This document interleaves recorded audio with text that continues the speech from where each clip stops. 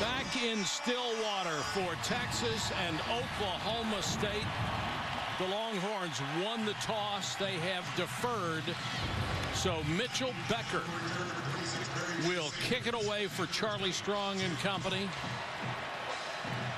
Jeff Carr and Barry J. Sanders are deep. And it will be a touchback. They'll start at the 25. And Mason Rudolph will lead out the offense. 61% completions this year, almost 1,300 yards. School record 540 against Pitt.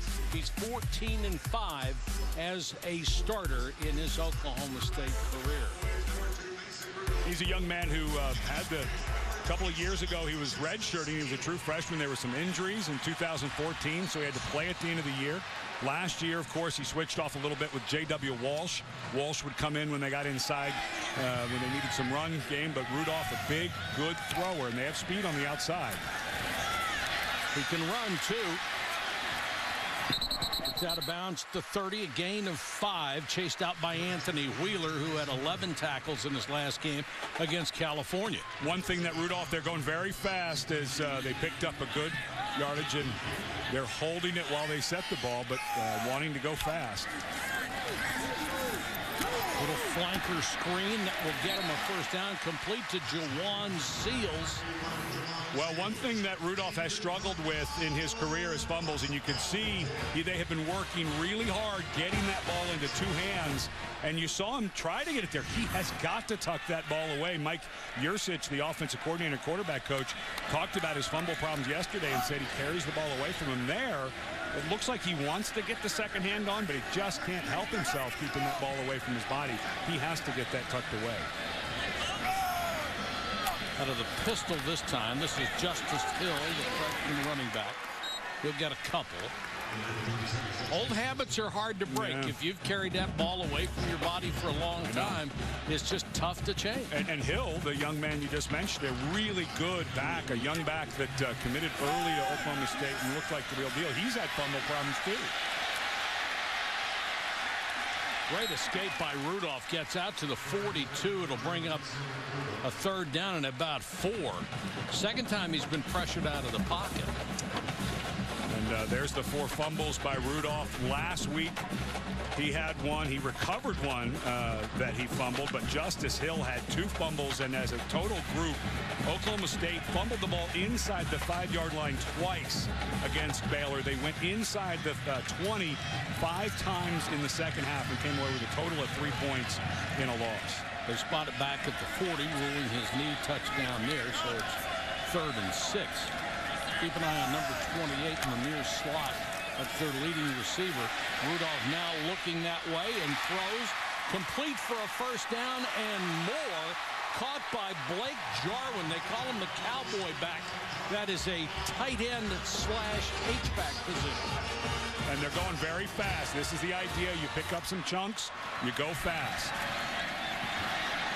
Good spin move by Barry J. Sanders. Boy, did that look familiar. Barry J. Sanders is, of course, Barry Sanders' son. Barry J. is a graduate transfer from Stanford.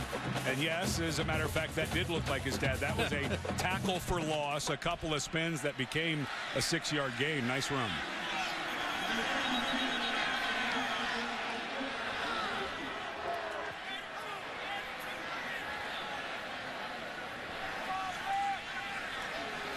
Not sure why the officials. Please put 12 minutes and 52 seconds on the clock. The clock was killed with the equipment violation.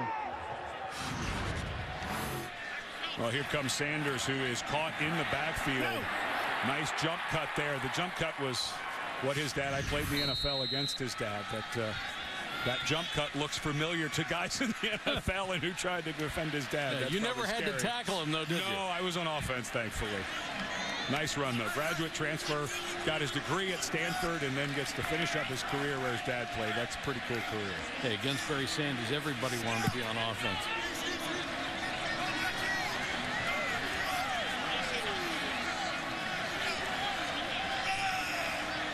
Two backs in the formation this time. Rudolph hands it off to Sanders. Wow.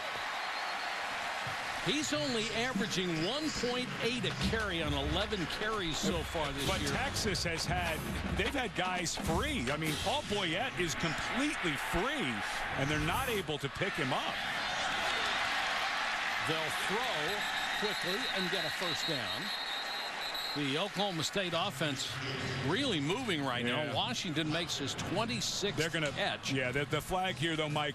Rudolph, the new acronym in sports in football is the RPO, the run-pass option. Rudolph had a throw option to his right. There is no foul for an ineligible receiver downfield. The pass was caught at the line of scrimmage. Right. Okay, so since Rudolph did not throw that ball down the field, in college football, the lineman could be down. So the flag was thrown by the umpire properly because the offensive linemen were more than 3 yards downfield. However, correctly adjudicated to not throw, or pulled back to not throw it because the ball was thrown at or behind the line of scrimmage. Good correction by the officials. Hill is the tailback.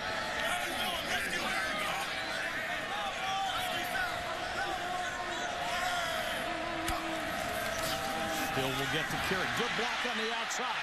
Hill turns the corner, still on his feet inside the 10. Touchdown. Veach, the Cowboy back. Got him a great block on the corner. And Justice Hill showed you the speed for 30 yards. And here is, if you're a Texas fan, shield your eyes. Guess what? A missed tackle by your secondary. A good fill by the freshman Brandon Jones. He's getting a little more play time, moving up the depth chart. However, same for Texas in their secondary. This is a team that's really struggling. We saw their front miss a couple of tackles for loss, and then another missed tackle by their secondary. Trent Domain, the transfer kicker from LSU, will try to add the point after. And it is a 7-0 Oklahoma State lead after the first possession as they went 75 yards, capped by 30 from Justice Hill.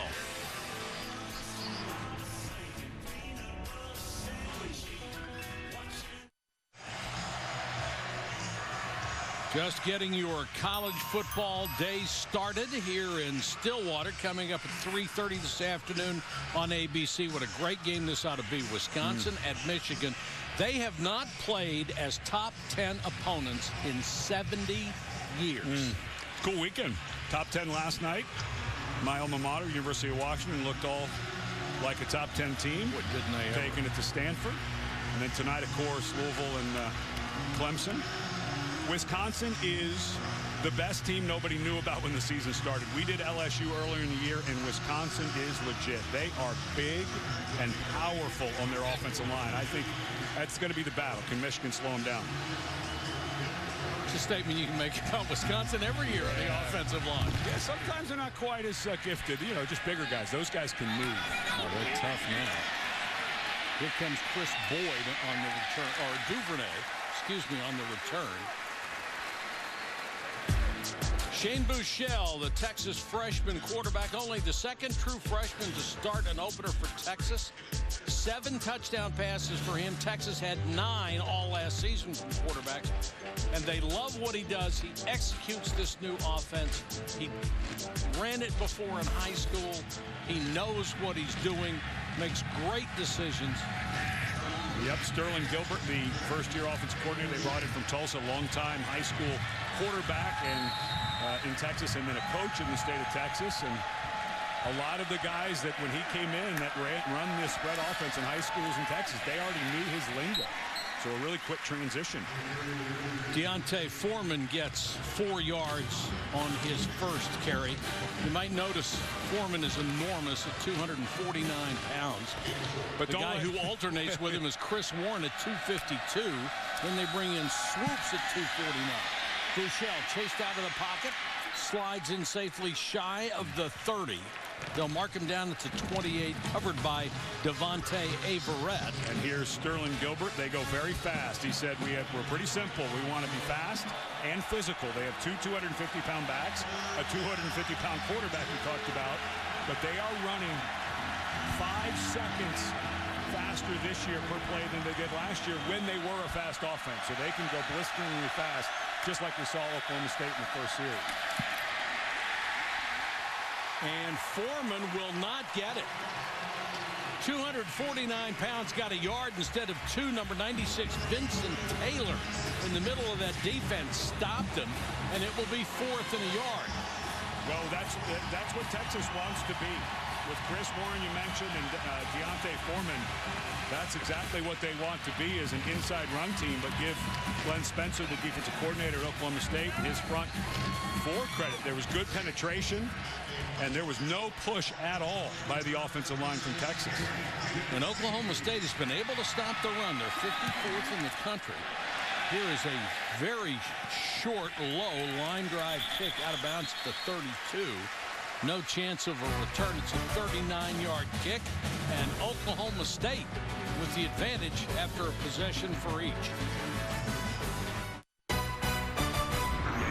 College football presented by Walmart. This Halloween, save on candy, costumes, and more at Walmart. And in part by Buick, proud partner of the NCAA. That's Eskimo Joe's, a post-game staple for a long time for many Oklahoma State sporting events. I'll say that that's one of the local places you hear about that lives up to the hype. That's one of the coolest places you can go on the college tour. Food looks good. I mean, who doesn't like cheese fries? Come on. Cows.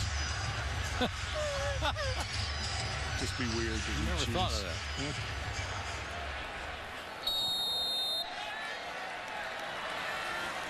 Hill, the running back in this sequence.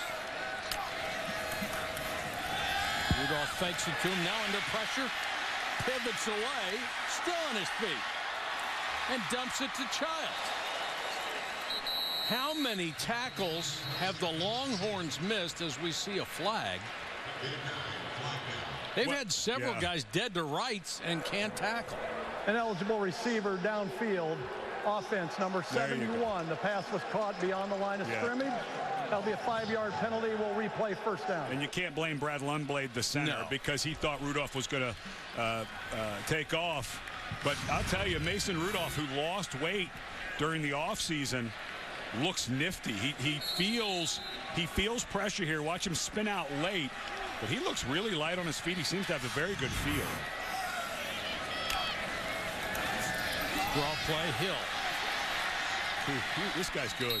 Hill's really got some quicks. Yeah, and that, he split a block there. You don't see a lot of backs do that, meaning he went between the blocker and the defender because he knew there was nowhere else to go. That's a veteran move there, and this is a young man. He's had some struggles with fumbles, but everybody talks about what a hard worker he is. He's always been a hard worker. He's been down about the 2 fumbles last week against Baylor, but he really does look like the real deal. That was a nice little run. He also had 122 yards rushing against them last week. Now Rennie Childs, number 23, checks in. Rudolph again throws to Childs.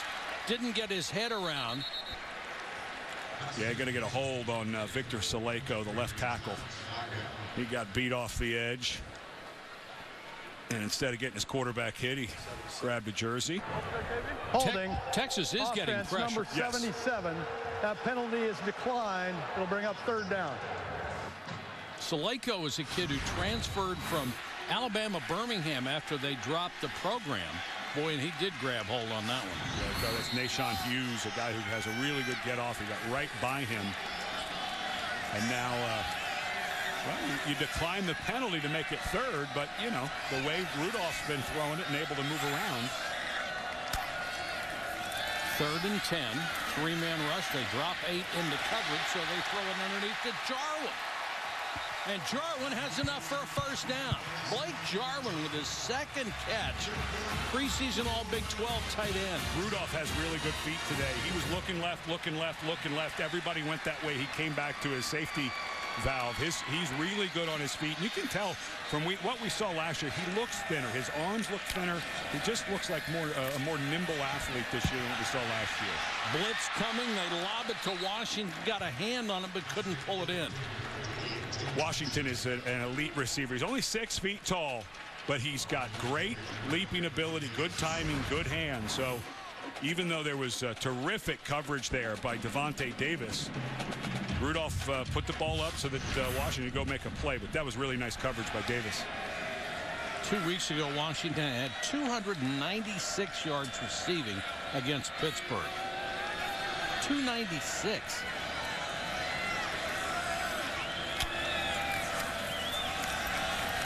Hill.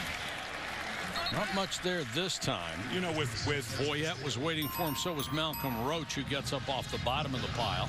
Last couple of years, Oklahoma State, we were talking to Mike Gundy and Mike Yursich, his offensive coordinator. They've kind of had to develop their run game with smoke and mirrors, misdirection. This year, they're starting to feel pretty good about this offensive line. They weren't sure if they would develop into a good group, but they certainly have. And now you're starting to see with Justice Hill, and they've got some depth. Rennie Childs can bring it. We've seen Barry J. Sanders make some people miss. So this is a year where Oklahoma State's starting to feel good about their run game. Sanders does not go by Junior. He goes by Barry J. Washington. First down and more. Still on his feet looking for a block. Another missed tackle. And he is gone.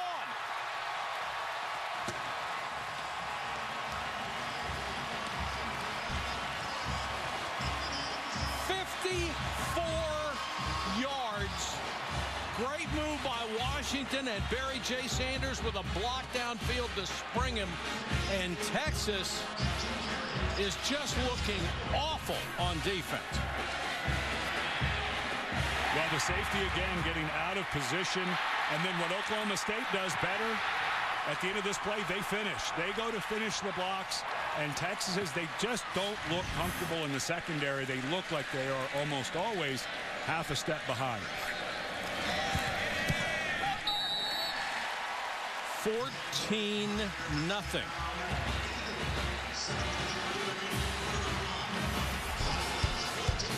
Oklahoma State fired up and blitzing Texas.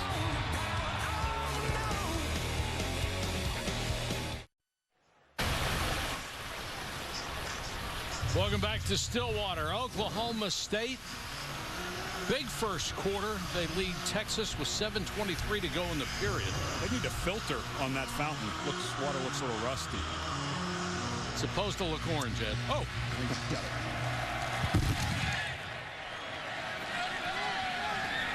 Duvernay, 2 yards deep. Could really use a big return. They won't get it. He's cut down at the 17-yard line. Our weekend of 3 AP Top 10 matchups continues today. 3:30 Eastern. ABC has the number 8 Badgers at the Big House to take on Jim Harbaugh's Wolverines. Then at 8, a battle between two of the nation's top 5 quarterbacks. Lamar Jackson leads number 3 Louisville in the Death Valley to take on Deshaun Watson and Clemson. Both games can be seen streaming live on the ESPN app and watch ESPN. Well, what a season Lamar Jackson is having. When you look at total touchdown leaders, he would be 6th in the country if he were a team for touchdowns responsible for. Breakout by Warren. Speed attached to a 252-pound frame. And Texas going very fast. After you get a big run, Warren rips one off, and they go right back to him. And Chris Warren III, you mentioned Barry J. Sanders is Barry Sanders' son. Chris Warren III is the son of Chris Warren, the former great Seahawk running back and teammate of mine, and played off for the Dallas Cowboys. And his picks were between Oklahoma State and Texas. And Chris Warren III decided to go to Texas. And Mike Gundy, he talks kind of about Warren like the one who got away. A 250-pound running back in this offense. But this is a fine young man, and I enjoyed playing with his dad. Was a great teammate and one of the best running backs I ever played with. His dad could really see it and could really make cuts for a big guy, and this guy can do the same. He was legendary. Yeah. Dorian Leonard made that last catch. And they are going to mark it a first down. There was a lot of hesitation on that. Line judge came in and said, no, the mark should be here. Well, this is a big drive for Texas. You put your defense back out on the field right now, and I think it's going to be 21-zip. So whether you get anything out of this drive or not, Texas needs something. Warren again. And this is what Texas wants to do. They want to establish the ground game. The short passing game, then every once in a while, with all the speed they have on the outside, they want to throw deep. Well, Sterling Gilbert, a terrific hire by Charlie Strong in the offseason. It was kind of the How Offensive Coordinators Turn drama series there at Texas. They've had 5 different coordinators in 5 years and found a good one in Gilbert.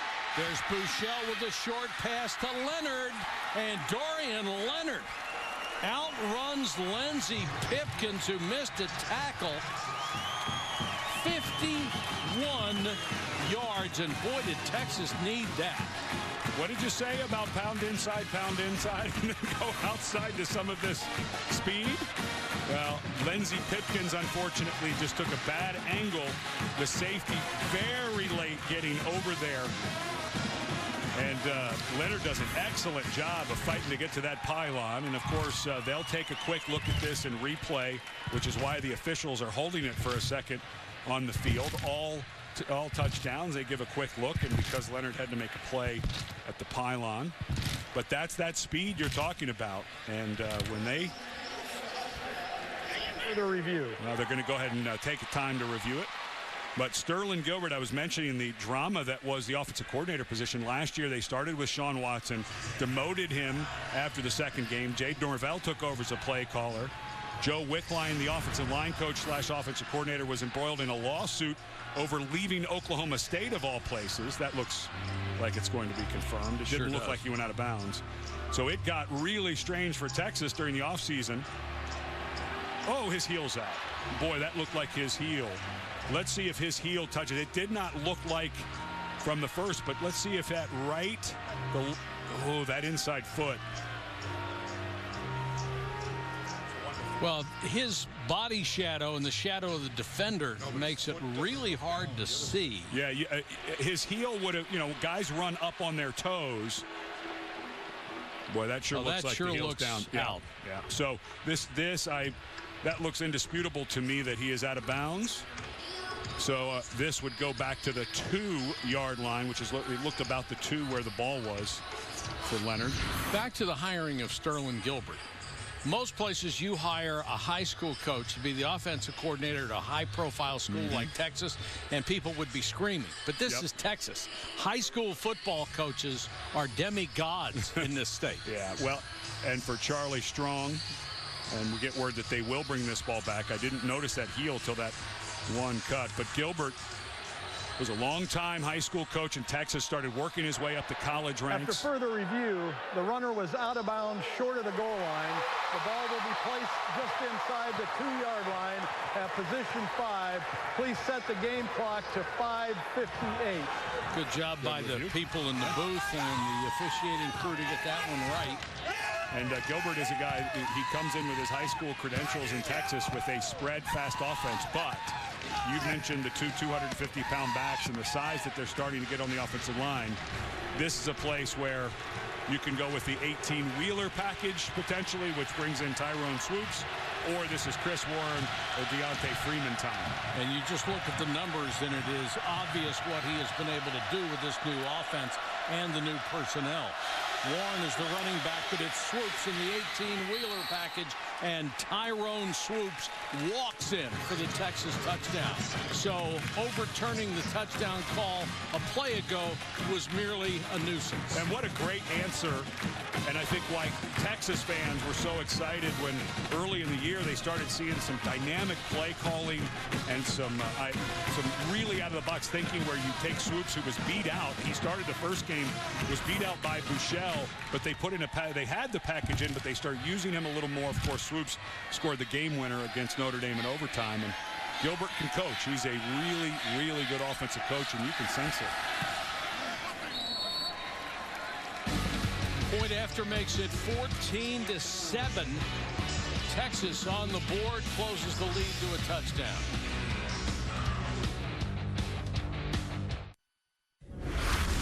Hubbard with your Taco Bell Studio update. Number 13, Baylor, looking to remain the only undefeated team in the Big 12, but it's Iowa State who strikes first. Stroll landing to Deshaunte Jones, a 43-yard touchdown. 7-0 Cyclones in Ames. Mike, Ed, back to you.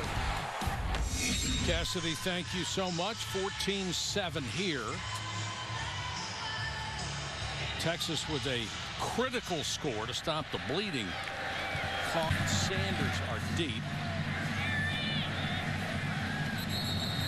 And they'll start from the 25.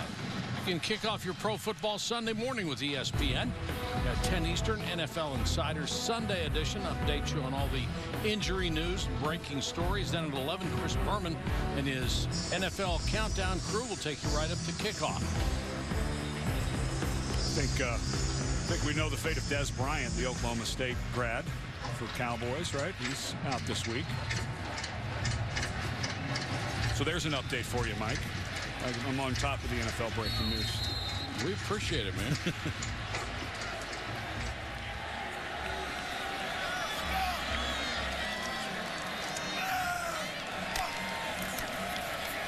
Justice Hill, nice cut to get to the outside, then back in for 6. And we check in with Jerry Punch. Doctor? Hey, guys, defense is where Charlie Strong came from. He takes it personal when you don't play well. Remember, he was a coordinator for many, many years. He's been on the sidelines coaching his guys up. After Cal, he talked about mental mistakes. He said, we're playing too passive. All week, he said, I got to find guys with a fire in their belly who will play aggressively and tackle. That's what he worked on this week. Well, Jerry, the tackle part has been a little tough in the first quarter. Flanker screen, Jalen McCleskey. Driven out of bounds by Boyd. And Vance Bedford, the defensive coordinator, taking some heat this week. You know, there's always the talk of hot seat and people saying, will there be a change made? Because the change was made on offense last year. Bedford has been with Charlie Strong for a long time, spent 2 years actually here at Oklahoma State. And what they both said was, they feel like they've recruited well. They feel like they have guys who can play. They don't feel like the guys have started to feel comfortable enough to play at a high level, be aggressive, that they are thinking too much. And they do. They look a little stiff at times, like they are thinking too much. Sanders nowhere to go, straight up the middle, was drilled by Malcolm Roach, the weak side defensive end, which is a playmaking position for this defense. And you can understand why the Texas coaching staff is under pressure. They're 107th in the country in points allowed, over 34 points a game.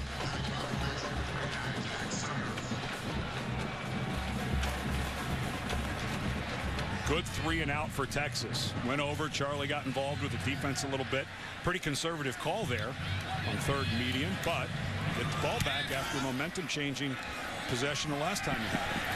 This is Foreman, who makes the fair catch at the 26-yard line. Of course, coming up at 3:30 this afternoon, we have a top 10 matchup, Wisconsin at Michigan. Michigan, no surprise. You knew what Jim Harbaugh was going to be able to do with that crew. Wisconsin may be a surprise. Yeah, Paul Chryst, his team came in, and not many people expected them to be good. We had LSU a couple of weeks ago when Wisconsin beat them. When I was studying that film, I couldn't believe how big and powerful. I know we talk about Wisconsin's offensive line being big and powerful, but they can run. They have a great inside run game, and if Clement can play, I think they can stress what is a very good Michigan defense and win that game. Back to the offense for the Longhorns. Another power run. Foreman just bowls his way through tacklers.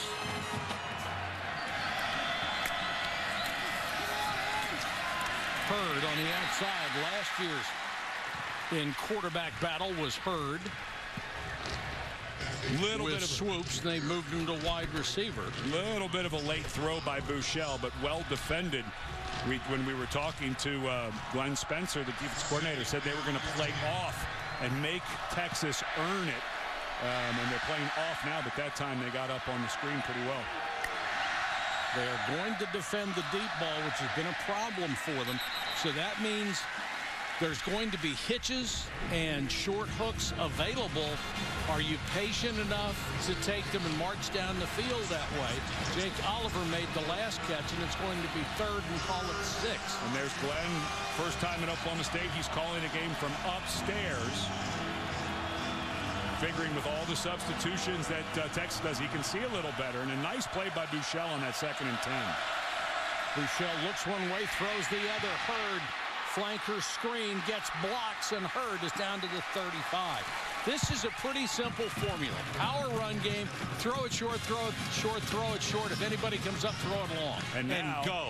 Yes, go. That's the thing. Be fast, be physical. That's the whole motto they run by. Foreman.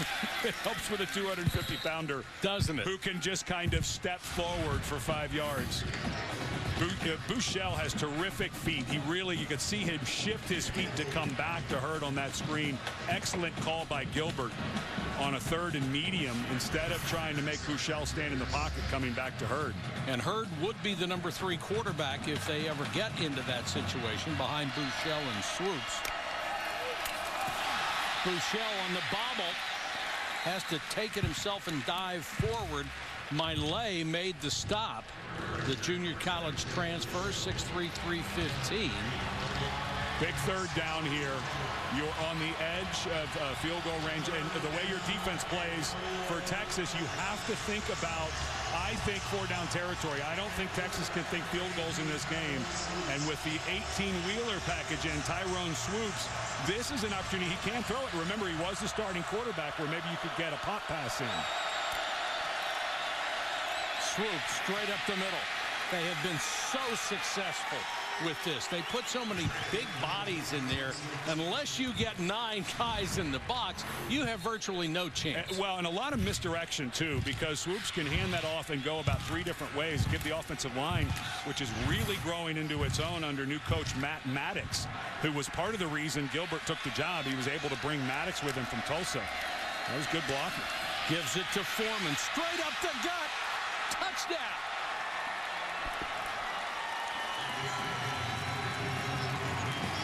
Foreman with his 4th rushing touchdown of the season goes 22 yards. And, you know, as hard as we've been on Texas's defense, let's give them credit. They got a 3-and-out after looking like they were going to get diced. And then the middle of this offensive line doing a wonderful job. They're pulling guys. They're getting double teams. They're getting a lot of push. And Foreman has a second gear. When he got past those linebackers, that 3rd, 4th, 5th step were pretty quick. Foreman had 3 carries for 38 yards on that drive. This one is blocked. Remember, you can score. And Oklahoma State blocks a kick and gets points out of it with Trey Flowers. Holy cow.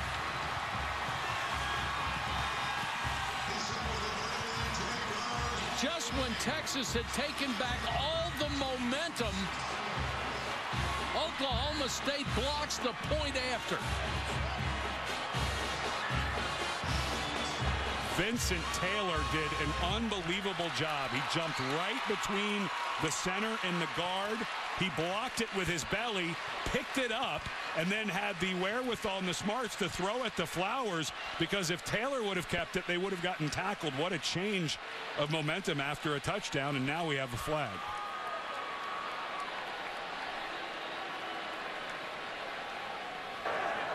After the touchdown, unsportsmanlike, number 67 of the offense, leaving the bench area. That's number 67's first unsportsmanlike of the game. That'll be enforced on the kickoff. So an unsportsmanlike call. Yeah, just for celebration. The block by Vincent Taylor. Watch how clean he jumps through this gap. Just, oh, excellent job. The guard did not get down to block him. They had 2 guys in that what's called the A gap, and there's just a beautiful lateral. He immediately, Taylor knew he wasn't going to make it. He could see white jerseys all around him, but what an awesome job by Taylor jumping through that gap and finding the faster Flower to finish it. And what a change of momentum after Texas had seized all the momentum. I think we might have our top 10 nominee, SportsCenter top 10 nominee for tonight. And Vincent Taylor, Ed, is a great story. He's another one of those kids who's a Katrina refugee from New Orleans. He ended up resettling in San Antonio, and so many of those people who went through so much have gone on to succeed, and that's something he's going to remember forever. And remember last year's game against Texas, the one we called, it was a punt snafu at the end of the game. Texas looked like they were going to win. And Oklahoma State, Ben Grogan kicked 2 field goals in the last minute 33 after a muff snap and a short punt by Texas gave them a short field. So the kicking game playing into this version of the game as well as last year's. So Texas kicks it into the stands, and they will start from the 25-yard line. He's got more from the sideline. Here's Jared Punch. Talking about Taylor being a refugee from Hurricane Katrina. When he was a young man, he said standing in the water watching debris, and yes, even some bodies flow by. He said he'll never forget the nightmares he had. His dad borrowed a gas can, put what little gas he could get in the family Oldsmobile, and they started driving. They wound up in San Antonio. No paperwork, no birth certificate. He couldn't even go to school for a year. He finally went to school, played high school football, kept him off the streets, and now because of all that, he has battled adversity and is an outstanding college football player here at Oklahoma State. Doc, the things that people are just able to overcome through sheer force of will is remarkable. Hill, the running back, as they start from the 25 behind Rudolph. Draw play. Blitz was coming, and the whole play blown up by Becklin Hager, number 44, who just plays hard every single down he's in the ballgame. Yeah, Brecken's dad is Britt Hager, who was an all-conference linebacker. Hager played middle linebacker a bit last year. Now they put him out on the edge. He's more of a kind of set him up and let him go type of player. Brings great energy when he's on the field. They let him come free in the hopes that he'd go right by the draw play, but he didn't.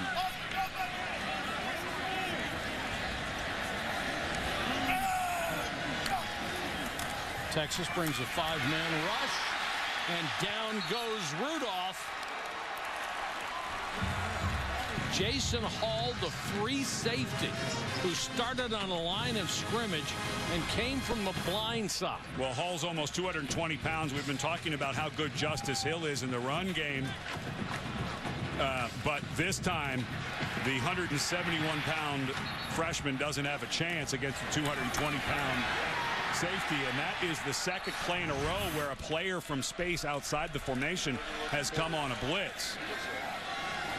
So it looks like Texas has found something they like coming off the edge with 3 players. 3rd and 19, more pressure. Little relief foul pass to Jarwin. And Jarwin out to the 32 to get some of that yardage back as the first quarter comes to an end.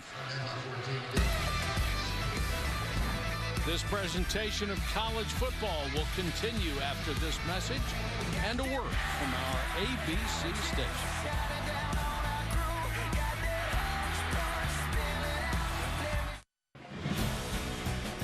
Welcome back to college football, presented by Walmart. First quarter, 29 combined points. That's a pace for 116 on a perfect afternoon in Stillwater. If you're into counting totals. I don't know why you would be.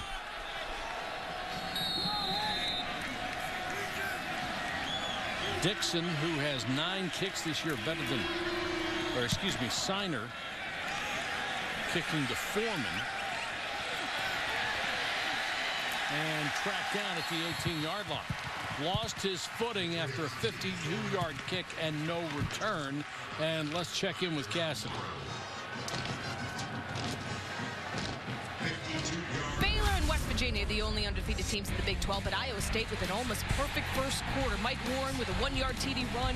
Cyclones up 14-0 over the number 13 Bears in the first. Mike, Ed, back to you.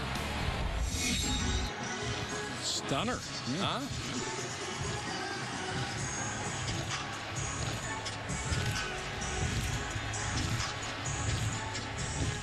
85 yards in the first quarter and 2 touchdowns. And when they go to that 18-wheeler package, I haven't seen anybody stop it yet. No.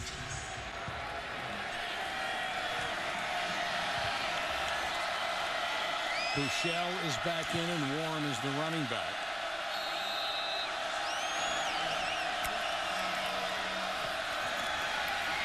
Warren picks his way and lowers his shoulder and gets a couple of more yards.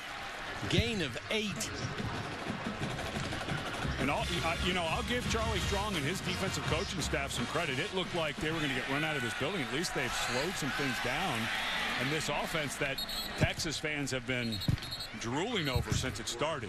You know, Strong went and got a really good ball coach in Sterling Gilbert.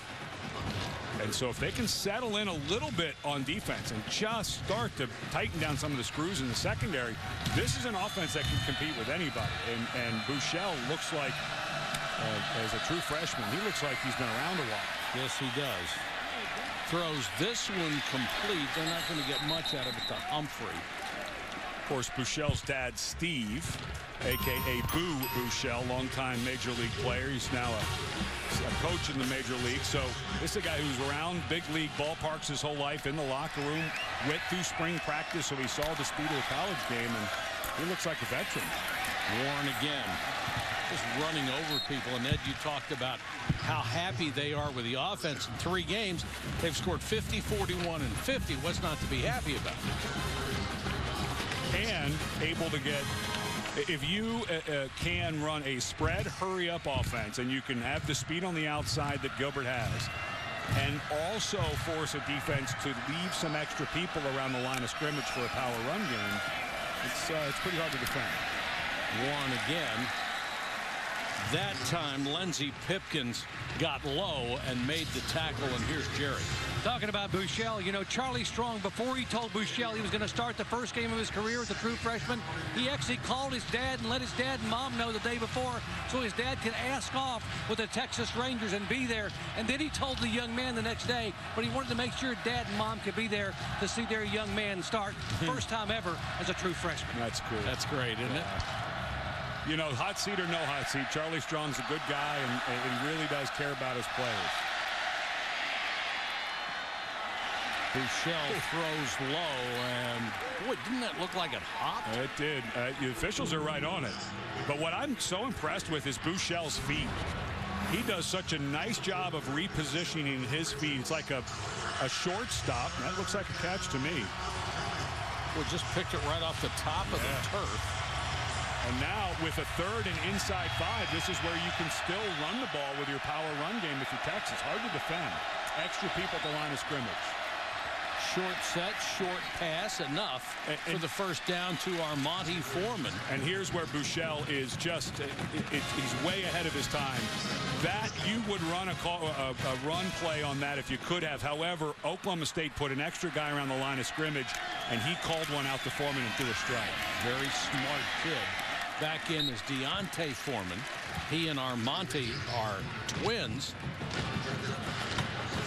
And Gilbert, when they got offensive coordinator Sterling Gilbert, it sealed the deal to get Buechele. Of course, a highly recruited quarterback, because Buechele knew he was going to be coached by a really good guy. Foreman again, bullying his way. Patrick Vahe was out in front early, started as a true freshman. He's a 320-pound sophomore guard who got about 7 yards downfield and took somebody out. It's amazing how quickly this game changed. It looked like Oklahoma State was going to run away the first quarter, and Texas did a nice job hanging on. That ball's loose. It is an incomplete pass. Yes, it is. Good hit by Ramon Richards, who came up and stuck Foreman and made him cough up the ball. Well, Foreman's going to want that one back. That ball was thrown pretty well and on time, not able to put that away. That's a catch you want to make. Buechele hasn't been off target on many, has he? No, the accuracy is pretty exceptional. Go back to the other big back, Chris Warren, inside the 20 near the 15. Again, I think if you're Texas, the way you're playing defense, the way this game is going, this still could be 4-down territory. They're going fast, but I think you could think of a throw here. Warren again, straight up the middle to the 13-yard line. That'll be another first down. And Ed, talk about this. As big guys get tired at this kind of pace, by the time you get to the fourth quarter, if you're Oklahoma's defense or Oklahoma State's defense, you're going to be on your heels. Well, you're already seeing it. You can see guys, they've rotated some guys in there, and they're still worn out. Swoops. And now you get the 18-wheeler. The did a good job of containing them that time. Had 3 guys on the outside. Had Chris Warren in front trying to block, not very effectively. Chad Whitener, the middle linebacker, was in on the stop. And these guys are worn out. Yes, sir. They have had to play a lot of defense in the last 3 or 4 possessions. Texas has come out and has just thrown haymakers with their run game. They hit him once with a long throw in the missed tackle. But and this, defensively, I think, they will take a timeout. It's a good probably timeout. a great It's idea. a good timeout. Timeout on the field, 10:22 to go in the half. Now let's take a look at this week's AP rankings, brought to you by Allstate. Alabama, of course, playing tonight. Ohio State in action right now. They lead 9-0. Couple of huge games coming up later on ABC. Can you please come on, just jump to the last one? Yes, sir. And on the anniversary of your 25th year, anniversary of your national championship team at Washington, big reunion this weekend. Congratulations. Yeah, they played well last night. We'll see, though. Is Stanford for real? But that was impressive. The defensive line for Washington's awful good. And John Ross, that receiver, he looks like he's in a different gear. He really looked spectacular last night. Chris Peterson isn't any good, is he? he's the guy they wanted before they got Sarkisian, so they got him the second time around. 18-wheeler package is in, swoops, discards a couple of guys, and goes in for a touchdown. He's just so much bigger than Jordan Stearns at 200 pounds, outweighs him by 50, and that's a tough assignment.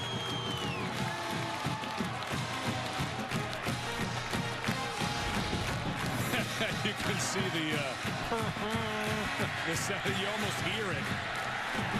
He's a big, powerful man. And Sterling Gilbert talked about when they made the change at quarterback. Doc was just talking about telling Buechele. They also wanted Swoops to know you're going to play a lot. We're going to use you a lot. And Swoops is such a good leader that they've kept him involved.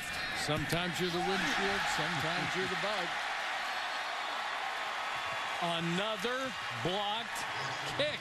But Texas has the lead at 19-16, and that 18-wheeler package has already produced 45 yards and 3 touchdowns.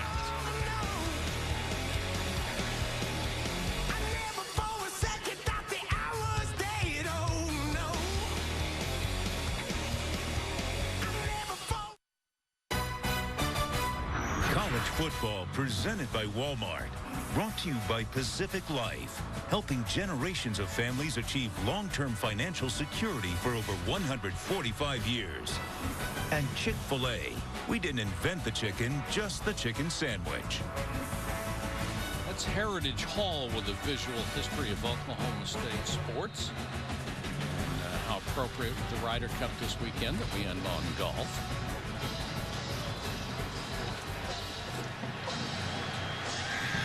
Kicking has been huge so far in this game. And this return goes out to the 20, Barry J. Sanders. And now since 2013, Oklahoma State has blocked 16 kicks. That's in the top 5. In 2 days, you can catch a new crime drama from executive producer of Criminal Minds, Conviction, starring Haley Atwell. It premieres on Monday at 10, 9 Central on ABC. Offense not a problem today. Texas averaging 8 points a play. Oklahoma State 8 yards a play. Oklahoma State 7.6. Rudolph goes back to work. They had big series for them. They just need to keep their defense off the field for a while. Rudolph in trouble, throws high, trying to hit his tight end, Zach Veach. Timing on that play messed up with a high snap. And time and again, though, Texas, we've documented their secondary issues, but up front, this is a good group. Malcolm Roach, a true freshman there, who's starting to get a little more time, got into the backfield and did a nice job of slowing down and making Rudolph change his throw. After marching through the Texas defense in the first 2 possessions, Oklahoma State is starting to flounder a little bit. Beautiful pass over the middle. Great throw to Jalen McCleskey, whose dad, J.J., had a long career in the NFL. That's a 21-yard gain. He's built like his dad. 5'10", 170. There's a flag on the far side of the field.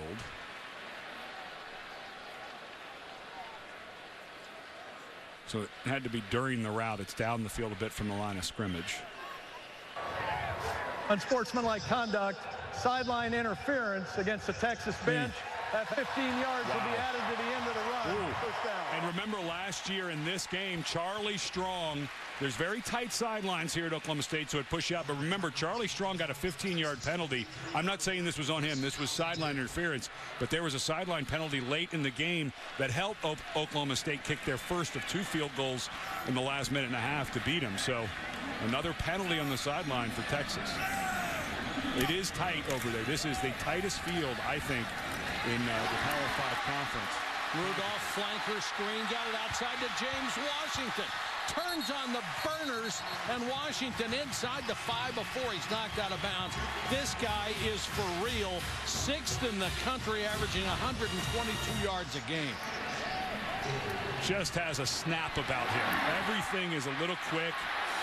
And Texas, again, just having trouble closing and having open field tackling in space. That time, Anthony Wheeler, although he's a bigger athlete, just gotten frozen by James Washington as he goes over to make the tackle. Big play after big play for both ball clubs. Puna Ford made the tackle on that last play. 2nd and goal. Good. Like 9 minutes left in the second quarter. Good answer, Mike. You mentioned that they needed a drive here. It was that 3rd down throw. Rudolph really put it on the money to McCleskey that kept this going. Justice Hill is the tailback. Fake to him. Oh, great fake by Rudolph. Dives to the goal line. Touchdown.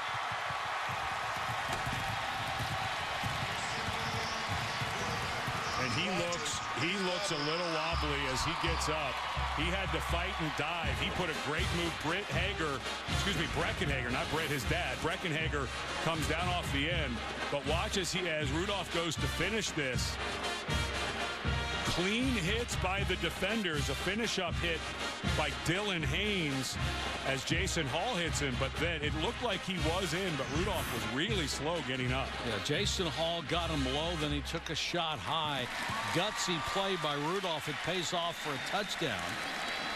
And it did not look like there was any contact towards the head or neck area, but it did look like his body was hit pretty hard as Rudolph was going in. Oklahoma State converts.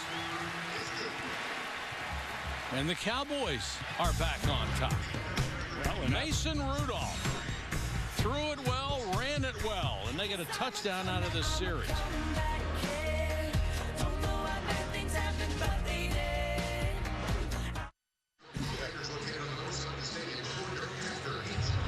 Well, we have a shootout in Stillwater.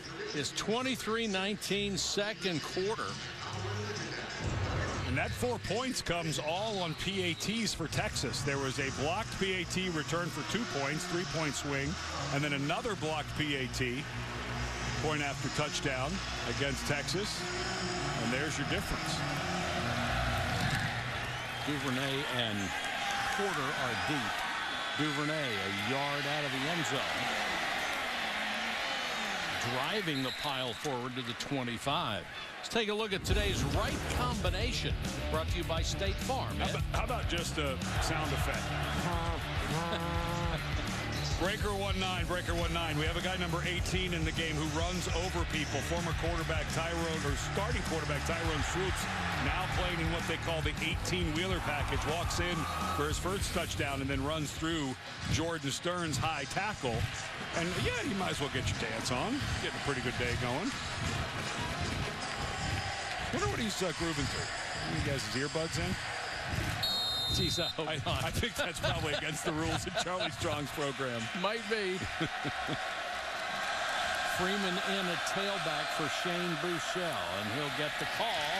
And Oklahoma State firing the gaps that time and knocking them down. Vincent Taylor led the way, and we checked with Jerry Bunch. Hey, guys, keep an eye on weak side linebacker Devontae Everett for Oklahoma State. Sprained that left ankle on the previous touchdown run by Swoops, the 18-wheeler. He limped off. They've taped him up. He's back on the field, but they can ill afford to lose him. Jerry, you're absolutely right. He's one of their dynamic players on defense. And let's see how long this game of cat and mouse lasts with Oklahoma State showing just a four-man rush on the line, dropping 7 guys into coverage, dropping the secondary deep because they don't want to give up the bomb, and Texas is being very patient with its short passing game. Well, they're playing a little tighter now. You can see them right here because it's 3rd and inside 5. Walked up a little bit. And John Burt, one-on-one down here at the bottom. He's one of the fastest guys in the country. You do have a safety, but he's over towards the hash. And they've got a first down and more with the running of Deontay Foreman. Little swing, 23 yards. Verrett was out there to finally make the stop. Colin Johnson, a true freshman, 6'6", 215 pounds on that side, just cleared out the whole left side for Foreman and continued to fight. Good block by the freshman. They are so good with misdirection. And you mentioned Buechele's footwork and how good he is at that. He looks one way, sucks the defense to that side, and goes all the way back to the other side. It's been very effective. Yeah, the spread offense where you're in the shotgun for the quarterback. If you don't know how to do ball fakes and handle that ball. There's another one, and they go straight down the middle, and they've got the tight end, Andrew Beck, and he walks in unmolested.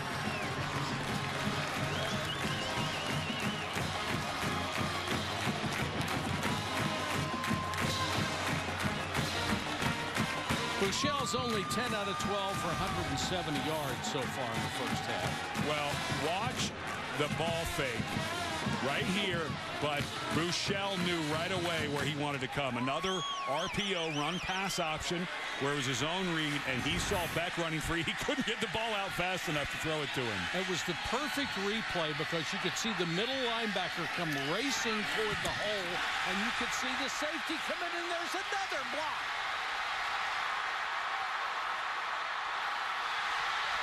And they've got a chance to get 2 points out of this. No, he's out of bounds. Holy cow. 3 blocked kicks.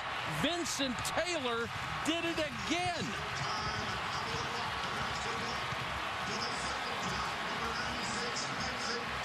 Hard to imagine 3 blocked extra points in a half.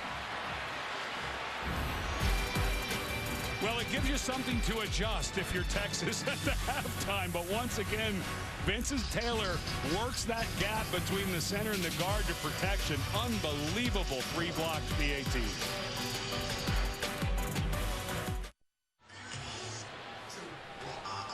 First day of October, you wouldn't know it. Mid-70s, just perfect.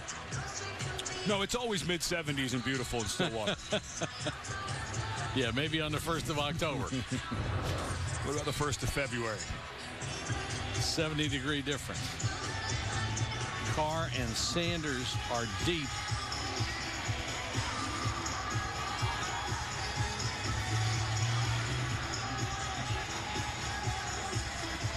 Kicker waiting for the signal. Had already gotten it.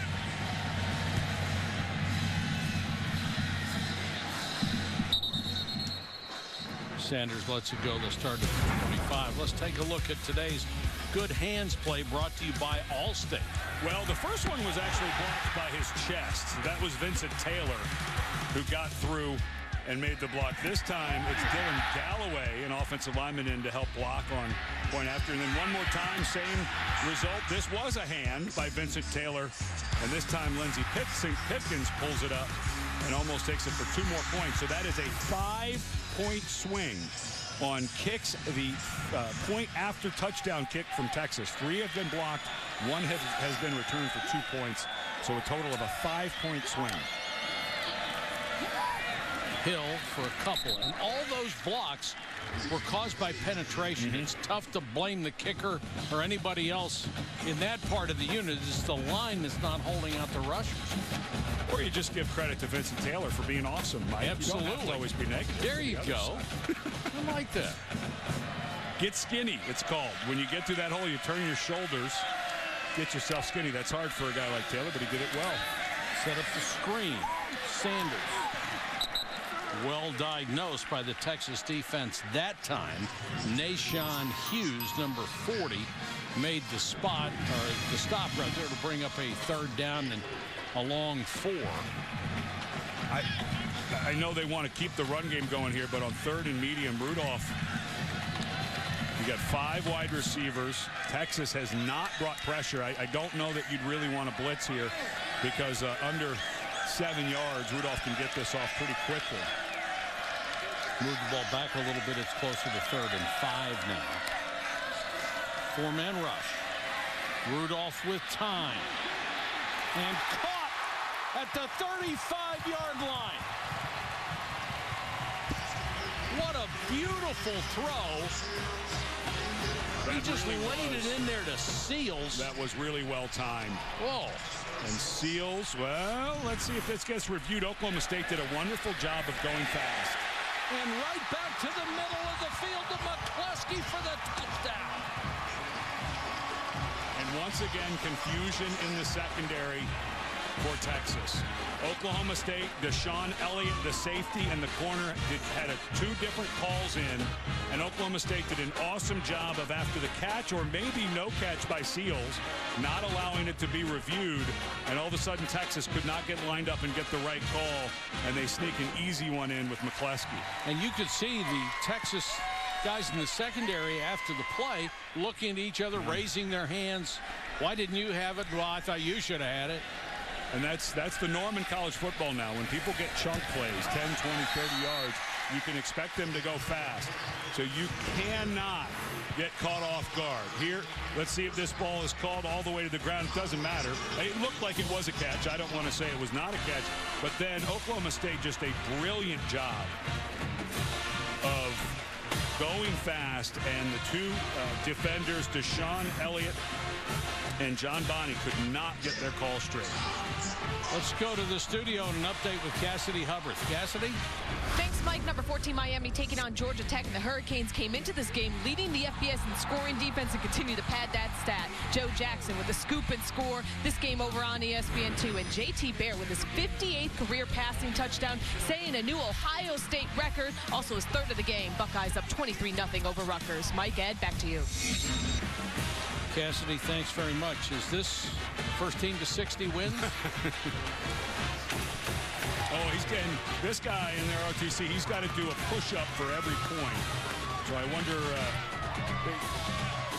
is he going to get credit for his exercise for the next month after this one? Go back 2 plays when Seals made the catch downfield.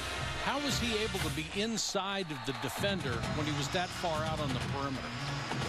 Well, there's That's confusion. just bad technique. Yeah, there was confusion in that secondary, and that has been, unfortunately, a repeated theme for Texas here.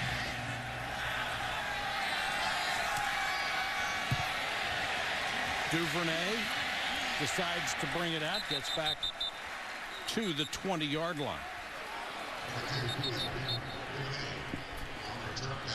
Of the many great games on the slate tonight, in particular, in Death Valley, when Louisville, who I don't think was on anybody's radar to be in the top 5, certainly their quarterback wasn't in the Heisman picture, and they go to Clemson. And a big connection to this state, of course, Brent Venables, who was the defensive coordinator over in Norman for many years, went to Clemson, and we saw Venables when he first took that job, and he looked like, why did I take this job? They didn't have any defense, but they've lost 2 sets of defenders 2 years in a row for Venables. I think this is the night where they show some struggles. I think Lamar Jackson will put up some big numbers. Speaking of struggles, Texas goes back on offense, and bursting straight up the middle for a huge gain is Warren. Oklahoma State defenders coming up acting like they took the ball, but the officials will have nothing to do with it. That was another 50-yard chunk. Knee is clearly down. Knee and elbow down. First down at the Oklahoma State 34. Buechele. Incomplete. A flag is down. Well, that was a lot of hand fighting. It was intended for Leonard, and Lampkin was all over. Buechele threw a wonderful pass here. How many times do you see a quarterback, when their guy has half a step, throw this ball out of bounds or make him make a tough play? Instead, he pulled Leonard back inside, and Lampkin and Leonard were hand fighting. They're going to get Lampkin pass interference for the pass interference. Defense, number 6. 15 yards from the previous spot. Automatic first down.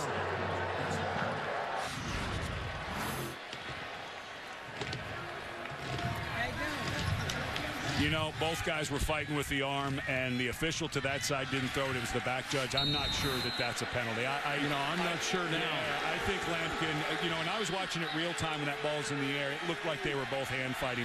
There has to be an obvious intent to disrupt the receiver, and that's Leonard and Lampkin going arm in arm. I don't think that was, in my opinion, defensive pass interference. Real time, I thought it was. Replay, I don't think it was. Porter is in as the running back, number 21. Buechele, scrambling, gets an opportunity to throw it out of bounds and takes it. And the question is, was he out of the tackle box? And you see the officials now coming together with the referee at the 30-yard line to discuss whether he was out of the tackle box. And I'm not sure he was. He moved around quite a bit. No foul for ineligible downfield or intentional grounding. The ball was thrown out of bounds beyond the line, and the quarterback was out of the pocket. There you go. Good explanation. It was close.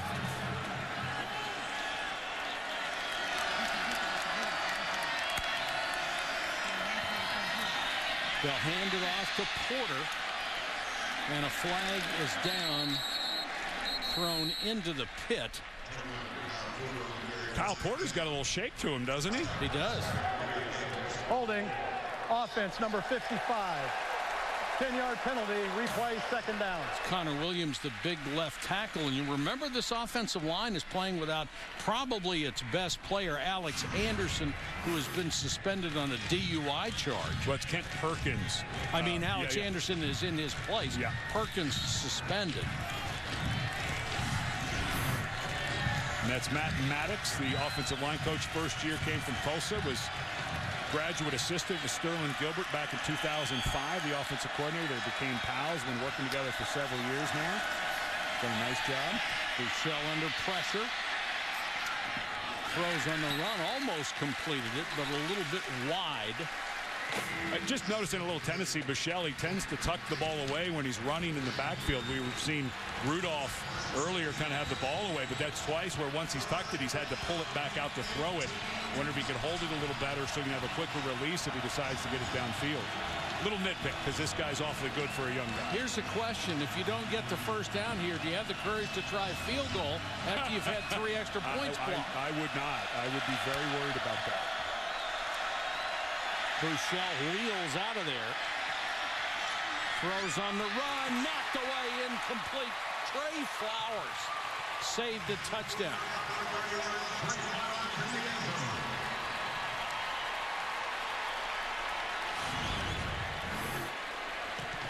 Terrific block. We had saw the freshman Hill on the one before struggle. That's a freshman making a play. In this one, Buechele's very lucky. I mean, one more step and Trey Flowers is going to pick that ball off. And now they're going to try it. Yeah, you better know where 96 Vincent Taylor is. They're going to rush right over the left guard. Here's where they're going to rush. Trent Domain. Delay a game on the offense. Wow. 5-yard penalty. Fourth down. Yeah, you can't have those type of unforced errors. You know, you're going from what is a long kick to begin with, and now you're going for near a career long. I believe this would be a career long for Trent. His long this year, 43, I believe his career was 2 yards further than that. He's got a strong enough leg, but it's a 47-yard field goal try. And he hooked it left, had the length. I'm not so sure that ball doesn't go inside the upright if it's 5 yards closer. It was tailing right there at the end. Could have been a mistake of administration on the sideline for Texas, not getting their kickoff in time. And there was a ton of penetration by that defensive line. Lucky Boy, that wasn't there. You know, I saw the kicker there falling away. He saw that pressure, and he was falling away as he was kicking it. Domain did not feel comfortable on that kick. And who blames him? After having 3 of them blocked, it looked like he was almost planning for that long kick to be blocked. Still 3:44 to go in the half. We have 55 combined points so far. Jeff Carr makes an appearance at running back for Oklahoma State, number 20. They send him in motion. And they go flanker screen the other way, almost intercepted. Devontae Davis had it in his hands twice and couldn't hold it. Oh, man. Mason Rudolph wants this ball back. This was so well covered. It was blown up. Davis does a wonderful job of trailing the receiver. I think that's a play you want to come out of. I don't know that you want to be throwing a screen to a guy who's covered that tightly by the cornerback. So I'm not so sure that wasn't a mental error as well as physical by the quarterback. Boy, Devontae Davis's eyes just lit up. Rudolph gives to Justice Hill. He hasn't found much running room since the first 6-7 minutes of this ball game. And this is a team, Texas, that has 0 interceptions on the year. 0. They're tied for last in interceptions. So Davis had a chance to pop the cork and couldn't quite get it done.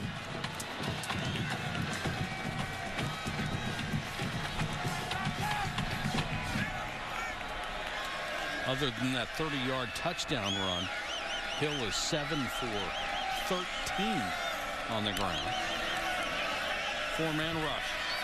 Rudolph with time throws underneath to his Cowboy back. That's Blake Jarwin, but Jarwin cannot get enough yardage for the first down.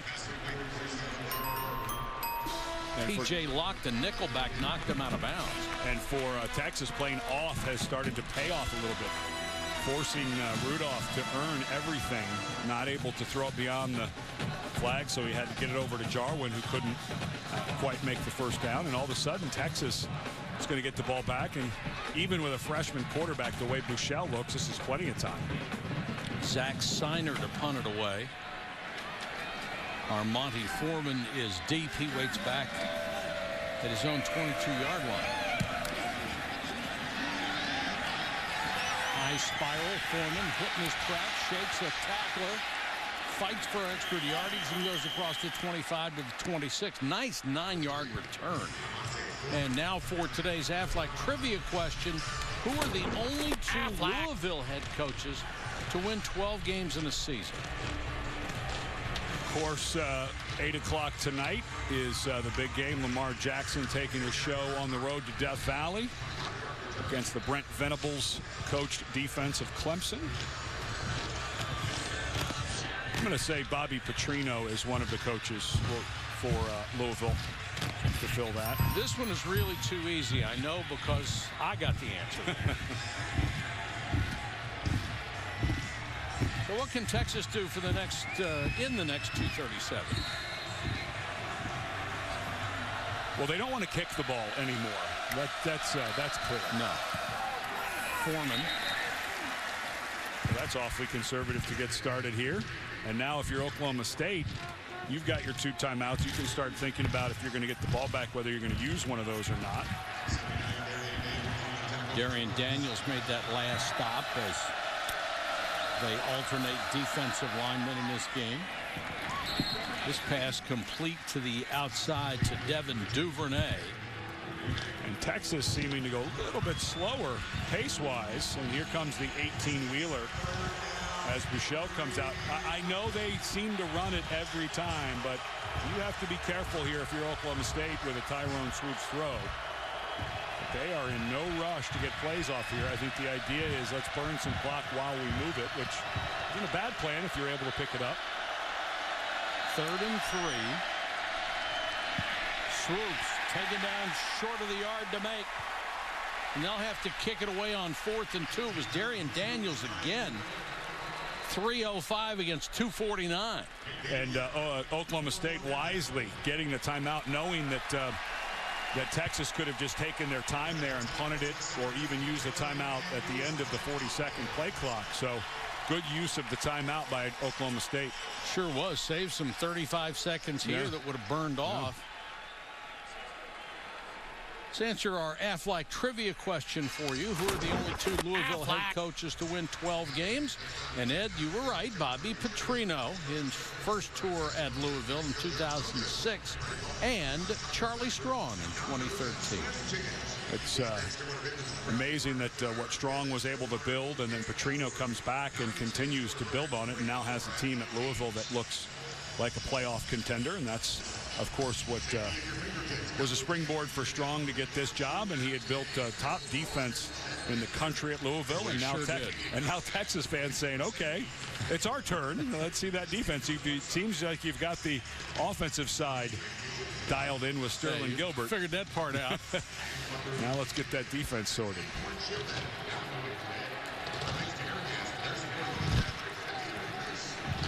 Oklahoma State on the season is giving up 27.5 points a game. They've given up 30 in the first half to Texas.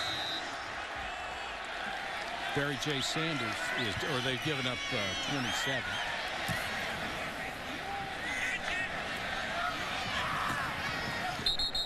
Sanders makes the fair catch at the 15-yard line. So plenty of time, really. 133 for Oklahoma State. And the thing you have to avoid, I hate to jinx it, but is the turnover here. And Mason Rudolph has had his problems. He had a fumble last year in this game that was returned for a touchdown. He has not thrown a lot of interceptions this year, but he is prone to the fumble, and there have been some guys coming off the edge from Texas. Roach and Hager have been able to get some pressure. We saw Nashawn Hughes come free off the edge earlier in the game.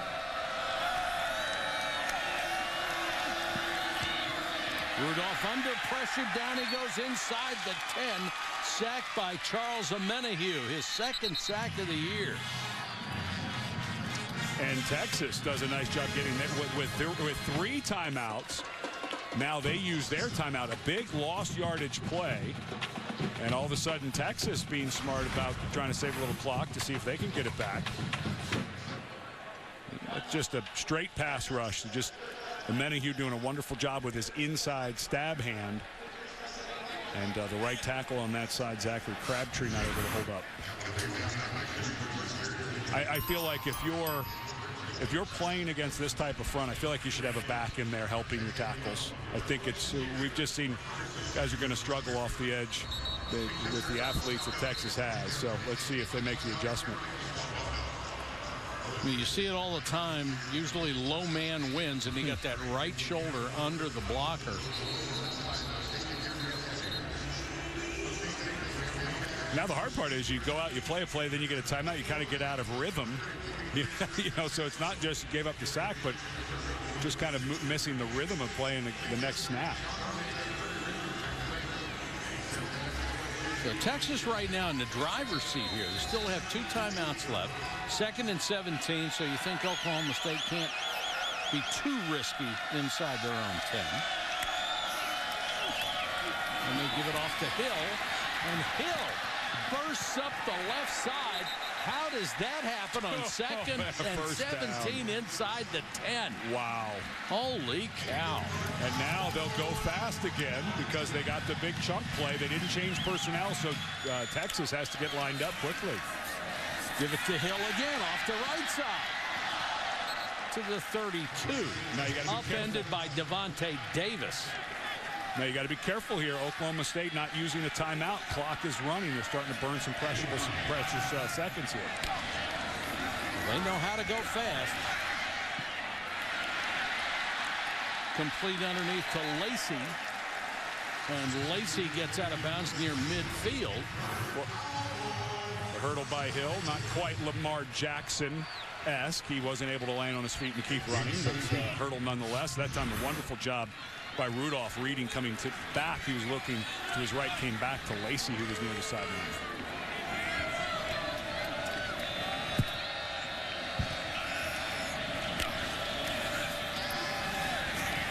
Four-man rush. They'll dump it to Sanders. Poor pass at his feet. Had to go to the turf trying to make the catch, but it stops the clock with 47 seconds to go in the half. Well, anytime Oklahoma State is empty backfield where the only person back there is Mason Rudolph, the pocket is just being collapsed by Texas' defensive line. So Bedford is getting the pressure he wants with his four-down linemen, able to play some coverage. You know, maybe start moving Rudolph a little bit. I just don't know that you want him to be standing like a statue with no help for the offensive line. This time he has it back in. Matt Sanders, he goes out to chip, then goes out in the pattern. And because of that pressure, I think that's the reason that Rudolph threw that high. Sanders was in there to give what's called a chip to the defensive end, and as he did, he got out there, and this was just not a good throw. There was a little bit of running room, but now all of a sudden Oklahoma State stuck because of the incomplete pass. Texas not having to use a timeout here before third down. A couple of poor throws, consecutive plays by Rudolph. He's now 14 out of 20 in the first half. 258 yards, though.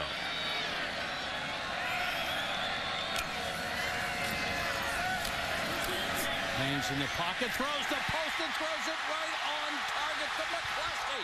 And Jalen McCluskey is in for the touchdown. That's the second time he's hit him perfectly on the post. That one went for 52.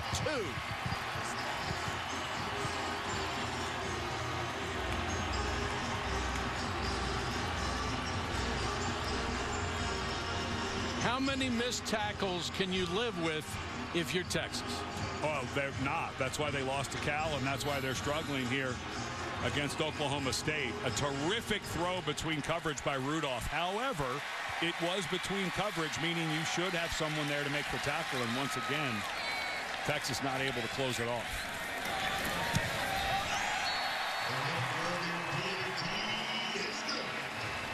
For Mason Rudolph, his fifth completion of 33 yards or better today. 5 of them. Well, you know, and to put this in context for Texas fans, in the glow of the Mac Brown era in their best years, this was arguably defensive back university. They had some of the best defensive backs to ever play the game of college football. And so now, in the transition to Charlie Strong, who seems to have figured it out on offense, that as a Texas fan, you have to wonder, what happened to all that great defensive secondary play we used to have? I mean, this was as top as you got during the Mac Brown era. Look at the yards. 771 yards in offense. And yes, we're in the second quarter. Well, here's what you have to remember as we go to halftime. Texas can score a ton and go fast as well. So even though they're down 12, it's as far from over. 8 plays, 15 or better passing, couple of touchdowns. Those 2 post patterns to McCluskey were perfect. They were nice. throws. Yeah, that throw there, he threw it right over the second level of the defense, the linebackers, and right in front of the third level, the safety, and then of course the Texas safety unable to make the tackle. Duvernay snaking his way back on the return up to the 21. ESPN's Week 4 Monday Night Football matchup, an NFC battle. Eli Manning and the 2-1 Giants taking on the undefeated Vikings at the new U.S. Bank Stadium, downtown Minneapolis at 8:15 Eastern. Coverage begins with Monday Night Countdown at 6 on ESPN, as well as streaming live on Watch ESPN. Sam Bradford, a star in this league at Oklahoma for many years, and we're a lot of offensive stars now in this league. The Big 12 has had such an impact with the spread offense, especially, you know, the high school football in the state of Texas has become a spread, not just throwing the ball, both spread and run type of state. And you're starting to see it impact all of college football. Still 25 seconds to go. Longhorns come out throwing, incomplete to John Burt. Bert's a guy they love to get deep. He's a 110-meter hurdler who qualified for the NCAA championships in that event. Yeah, he can fly, and they back off of him 15 yards. They've got 2 timeouts. I guess they're just going to take it to the house. This is, if you're going to throw it on first down, why wouldn't you use that timeout? If the idea is to run out the clock, you run the ball. That's a little confusing as to why you would risk a throw if you weren't going to use those 2 timeouts to try to get to midfield and throw it down the field.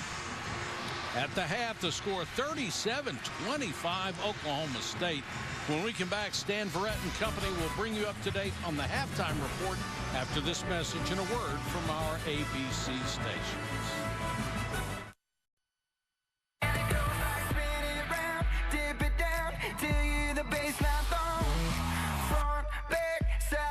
That's how we do the backward bump.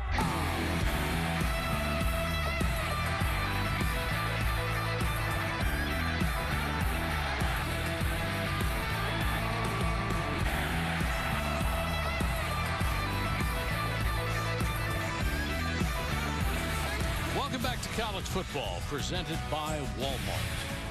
We are in Stillwater, Oklahoma, where Texas and Oklahoma State are enjoying an offensive explosion. 37-25. Ed Cunningham in the first half, a combined 780 yards in total offense. You don't get to see this very often. Defensive adjustments. I mean, what do you do? And for the problem for Texas is, it's their secondary just seems to be thinking too much. They seem to be slow. They seem to be behind, and I don't know that you get that fixed at halftime. All right, let's see if Jerry Punch has some thoughts on that, Doc. Yeah, I talked to Mike Gundy. Obviously, nothing to be displeased with his offense. Defensively, he said, we've got to stop the run up the middle, between the tackles, more specifically between the guards. He said, we've got to do a better job of tackling with the short out passes in the flats. They're getting yards after catch. We got to do a better job of tackling the short pass and stuffing the run in the middle. Easier said than done, though, isn't it? Yeah, with Chris Warren III and Deontay Foreman at 500 pounds combined. It's a good thing 2 of them can't carry the same ball. 37-25 in the first half. We've had 3 block kicks in the first half as well that have contributed to the differential. Texas will get it to start the second half.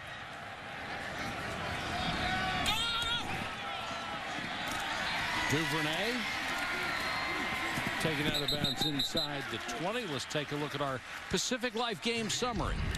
Well, for Mason Rudolph of Oklahoma State, getting it done mostly in the passing game. However, when challenged to run, he was able to score on a keeper there.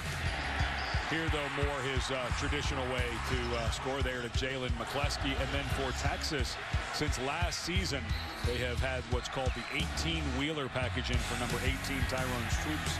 And today, 2 touchdowns, one in which he had to shuck a defender, a la Leonard Fournette style, from LSU to get a score. Texas will start from its own 19-yard line.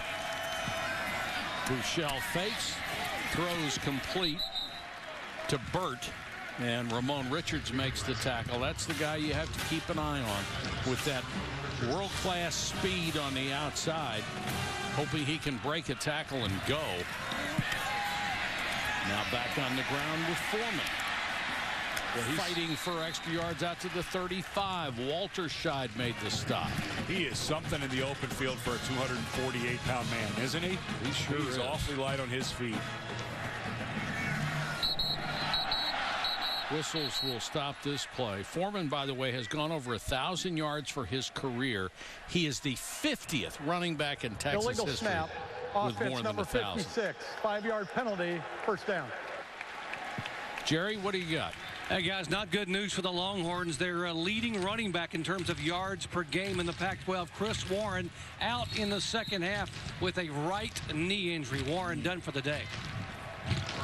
That is a big loss, Jerry, averaging 5 yards a carry.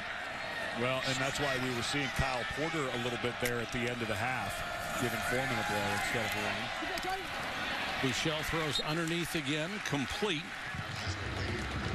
When Bouchard makes the catch. When Bouchard sees what he wants and throws it, Coach Gilbert was saying he's got a really quick decision. He also has really good foot and body mechanics, and he's able to get the ball out quickly as well.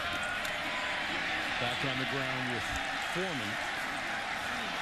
Now, Oklahoma State defensively has done exactly what they told us they were going to do. They're going to back off, have 4 guys at the line of scrimmage. Texas is doing exactly what you would want of a disciplined offense. They're taking what is there. The question is, how long, if you're Oklahoma State, do you let that go and try to apply some pressure? Well, I'm up 12. I'd stick to the plan. As long as you're ahead? Yeah, I'd stick to the plan. Here comes a little pressure. Bouchard tosses it up and just out of bounds. And you know He's what? looking for Armonte Foreman. Glenn Spencer, who's upstairs today for the first time in his career at Oklahoma State. Mike, you were talking about when he would bring pressure. He brought it that time. That was press coverage on the outside. The blitz got there. It didn't cause a sack, but it caused the quarterback to get rid of it earlier, and that's a really nice call by Glenn Spencer. He was a little worried about not being able to see the eyes of his players and be involved with them emotionally as much on the field, but felt like this may give him a better chance against this hurry-up Texas. Texas runs a play every 20 seconds on average. Sanders is deep, faking the kick, and it's a first down. Michael Dixon saw nobody coming on that side. It was a rugby-style kick, and when the only man out there was blocked, he took off. And remember, Michael Dixon was a young man who muffed the snap last year at the end of the game and then got off a short punt that led to the game-winning field goal. And because the entire Oklahoma State side of that field took off running, Dixon, who almost stumbled before he picked up the first down, starts to erase some of those bad memories from last year's game with a big first down for Texas, down 12. He was almost taken down by the turf monster, which would have been terribly embarrassing at that point. Porter getting a chance to run a little bit with the injury to Warren.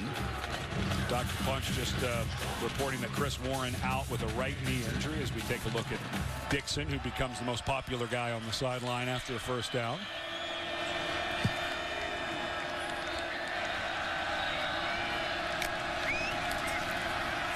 Bouchard, little swing. Porter crosses into Oklahoma State territory. Just. Bouchard, who is a true freshman, was able to graduate early from high school, came and played in spring ball. So he was able to go through a competitive spring and then entire summer knowing the offense, knowing the speed of the game. And this guy just looks like a veteran the way he operates. He looks comfortable in all of the ball fakes. Got a lively arm, gets the ball out quickly. And very accurate. Had not been a true freshman start the season for Texas since Bobby Lane, the Hall of Famer, in 1944. So they only waited 74 years to do it again. Good coverage by Ramon Richards on that pass play. Well, and a wasted pickup for Dixon of the first down. Now Dixon has to go back out. And I would assume Oklahoma State will keep some people closer to the line of scrimmage to make sure the Aussie, the Australian Dixon, who kicks an Aussie-style punt, doesn't take off.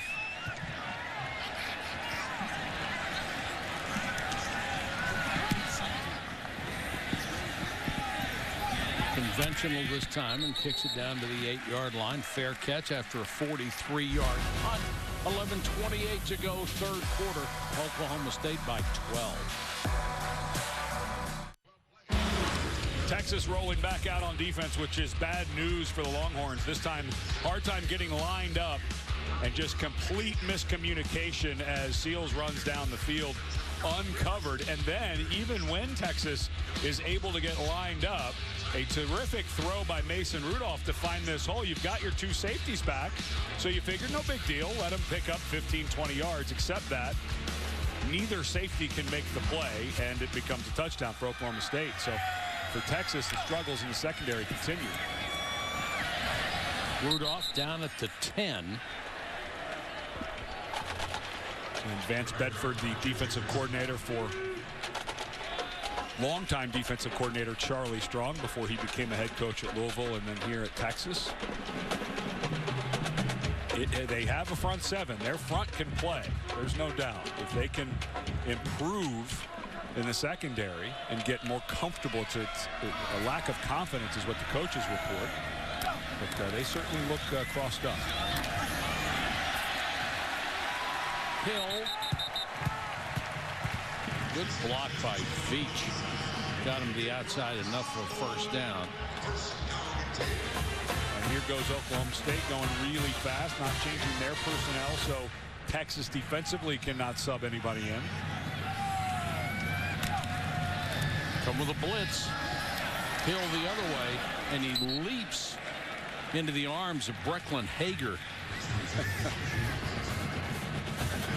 Paul Hager said, thank you very much. Well, Veach had fallen down. The lead blocker fell down, and Hill had to jump over the blocker. Hill again. Huge hole up the middle this time. He's got a burst. 46-yard line, first down. And I will say, Jason Hall just made a terrific tackle for Texas. If you're going to pop a run, your safety needs to be there, and that time Hall was and made a really nice low-body tackle. I know that sounds simple, but that's not what's been happening for Texas, so good job by Hall. No, the tackling has been absolutely brutal.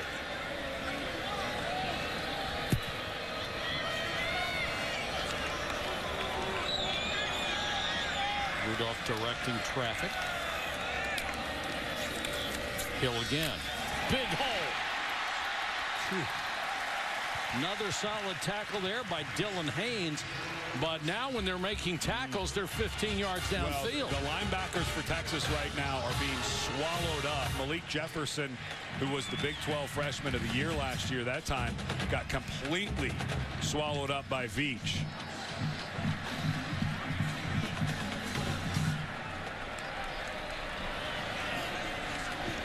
This drive reminiscent of the first two that Oklahoma State had in this game, and they moved the ball well on the ground.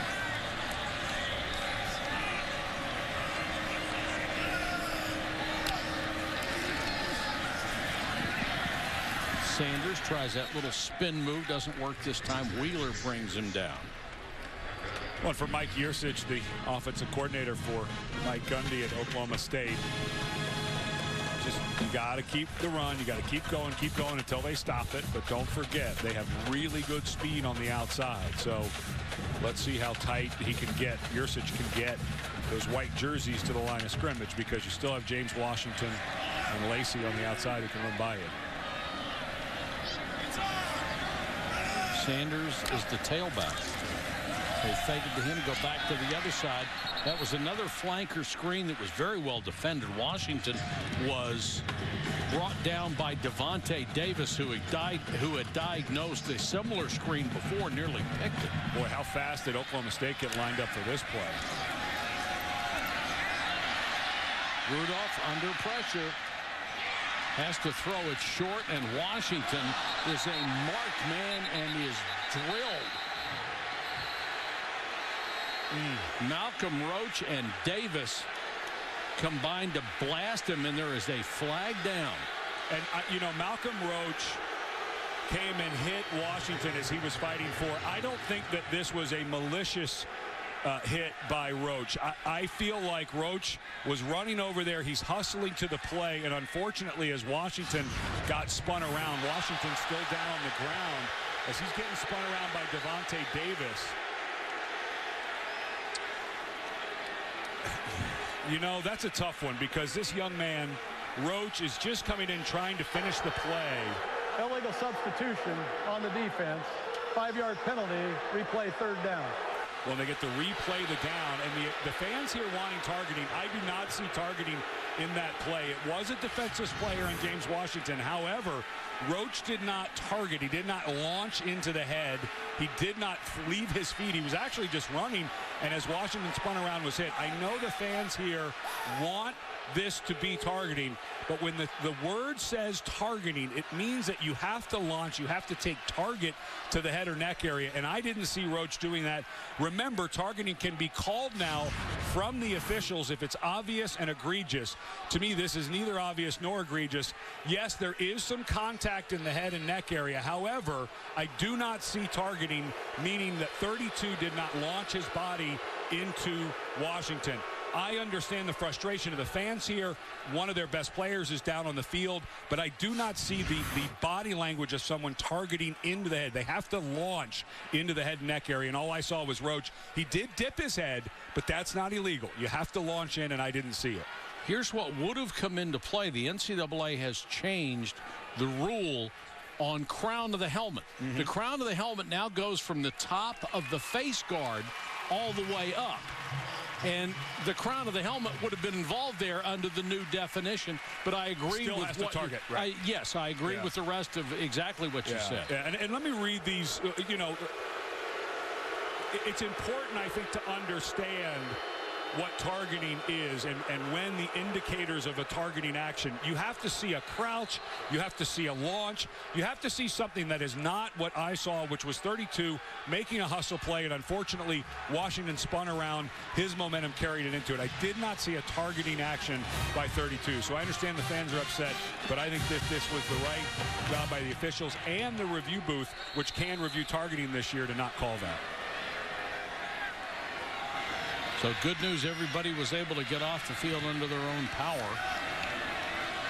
And now Mason on 3rd and 6 sends Sanders in motion. Blitz coming, and they got him. Off the corner, Jason Hall, the free safety. The second time he's been able to do that. And remember that tackle Hall made earlier on that long run. It's been a problem for Texas, and Hall does a nice job in the delayed blitz. Slow and go, and Hall makes 2 big plays on that run where Texas has not had good tackling at the 3rd level. He stops a touchdown and then comes on the blitz and makes a big tackle. And go back to that Washington play. I know people are upset, but I think that was the right call not to call Roach for targeting. Fair catch made at the 7. 37-yard kick, no return, and the Texas defense comes to play on that series.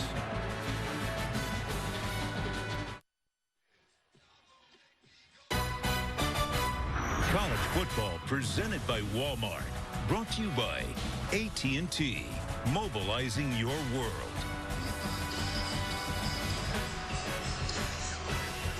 Our weekend of AP Top 10 matchups continues at 3:30 Eastern.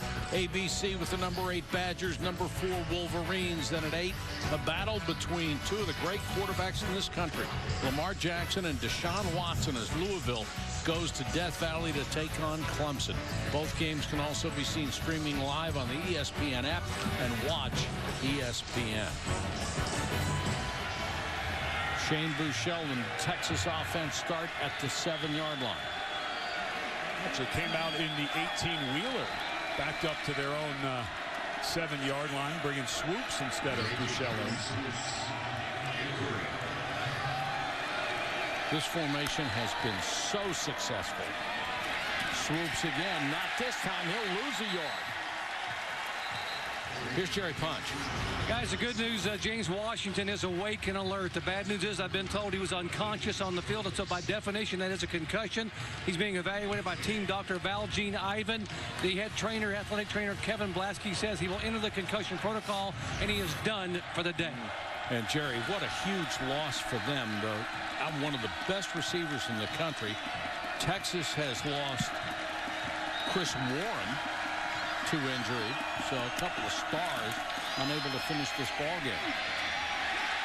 And Foreman knocked down in the backfield. Good play by Devontae Averett. Averett, we mentioned, was banged up earlier in the game. Doc Punch made a report there. And he comes knifing through and making the tackle. And I want to go back, you know, James Washington concussed, and a good report by Dr. Punch. I still don't think that was a malicious or illegal hit by the freshman Roach. I think he was making a good hustle play, and unfortunately, Washington's momentum was spun around to him as he got there. Buechele is back in on 3rd and 9, and I think it's obvious right now the Oklahoma State defense is going after swoops and just disregarding the pass when he's in there. Bouchel from the 1-yard line. Throws intercepted. Back to the 1-yard line, Jordan Stearns. He's been a starting safety since his sophomore year, and he stepped in front that time. Bouchel looked at it the whole way. You can see his body language, how dejected he is.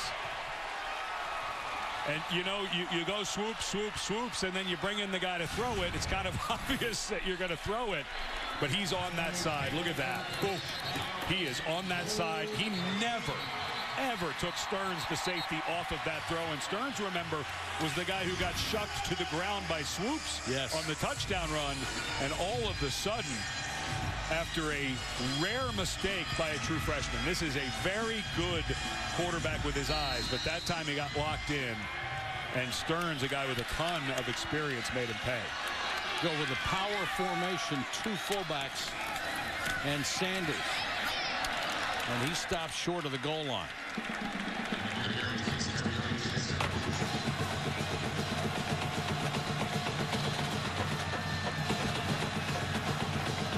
Swoops, who came out with them on their own 7-yard line. And you were right, Mike. They I mean, they had everyone covered, but you could tell everyone had half an eye towards number 18. And then when the thrower came in, Stearns, the veteran, read the eyes and made a wonderful interception. Same power formation. Sanders again up the middle. Touchdown.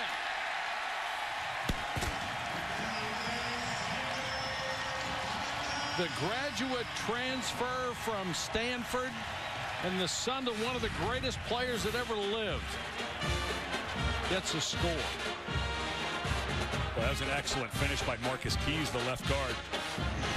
People talk about what's the most important part of the play. It's finishing right before the whistle. Can you continue to drive? And that time Marcus Keys did. 75 didn't keep pushing his feet. Barry J. Sanders would have gotten in. I'm not sure if 75 didn't keep his feet moving, Barry Sanders would have gotten in. Followed that one, didn't you? Yes, I did. Thanks. I'll take that for $1. The replay is confirming the touchdown, which they have. And what a tough afternoon for Charlie Strong after a bye week where he talked about getting more involved with his defense. And don't put that one on defense. That was an interception by your offense that gave the short yardage. But, and another block.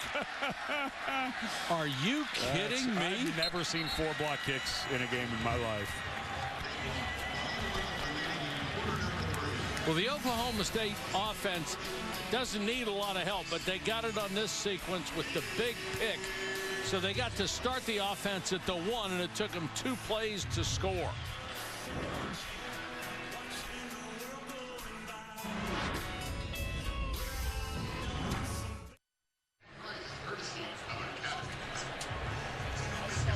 Back in Stillwater, Oklahoma. Boy, what an offensive show. 43-25, and we still have 5:11 to go in the 3rd quarter. I want to go back a moment. James Washington out with a concussion. He was hit by Malcolm Roach. And I mentioned that Washington was a defensive player. When a runner is tied up like that, he's not considered a defensive player. However, I was correct in what the league said. There was no targeting action. They watched it while we were away. They agreed with the officials on the field that there should not be targeting. But I wanted to clear up that the player wrapped up by a defender is not legally a defenseless player. Check in with Cassidy Hubbard. Thanks, Mike. Number 13, Baylor on alert and aims. Mike Warren with his 2nd rushing TD of the game, and he already has over 100 yards on the ground. It's 35-28 Cyclones in the 3rd. Coming up at 3:30 Eastern, TJ Watt and number 8 Wisconsin at the Big House to take on number 4 Michigan. Just the 2nd time they've met while both ranked in the AP Top 10. 3:30 ABC, guys. Well, wouldn't that be some win for Iowa State? Of all the heartbreaking seasons that they have had.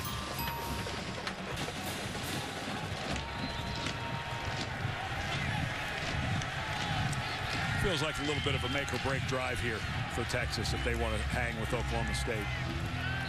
Down by 18, you can't squander a whole lot more time because you don't figure Oklahoma State's going to be stuck on 43, do you? No.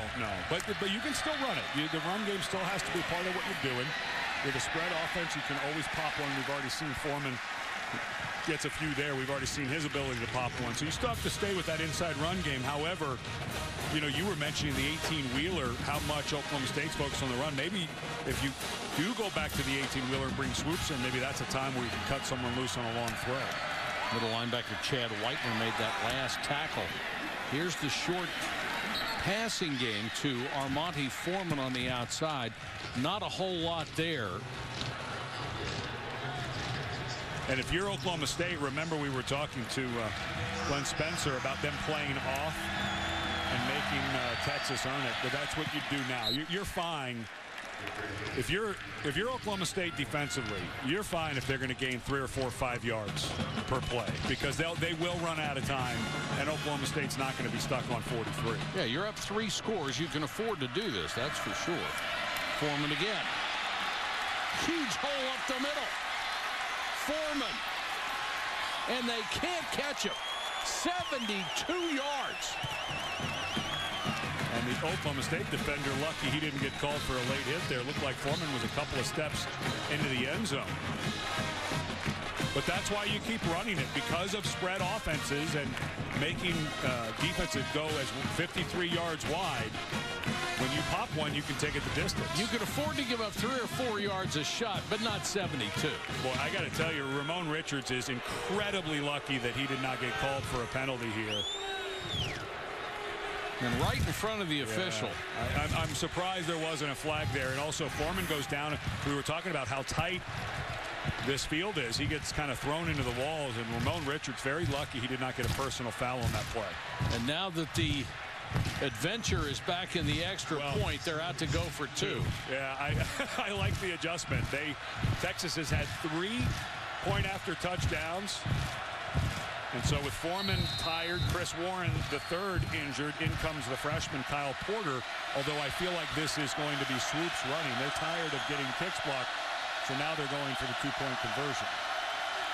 And plus you're down 12, so it makes it a 10-point game if you get the 2 instead of the 1 as well. So it's on the number of when you're supposed to go for 2 as well. They've got to hurry to get this off. And they do. Swoops with a hesitation. Trying to go to the outside. Can he beat 2 guys? No. Defense very well. Whitener was there, the middle linebacker, and he had help. So they've done a pretty good job in the second half of bottling up the big man.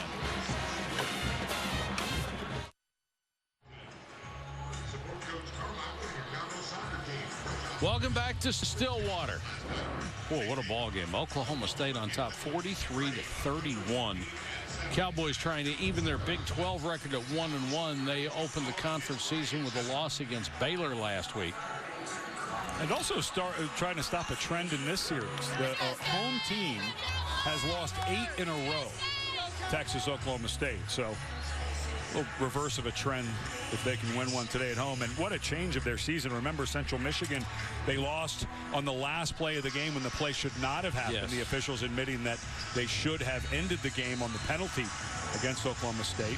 Yeah, they should be 3-1 going into this game, and if they were, they'd probably be in the top 25. And Baylor, against Baylor, they had 2 fumbles, they being Oklahoma State, inside the 5-yard line.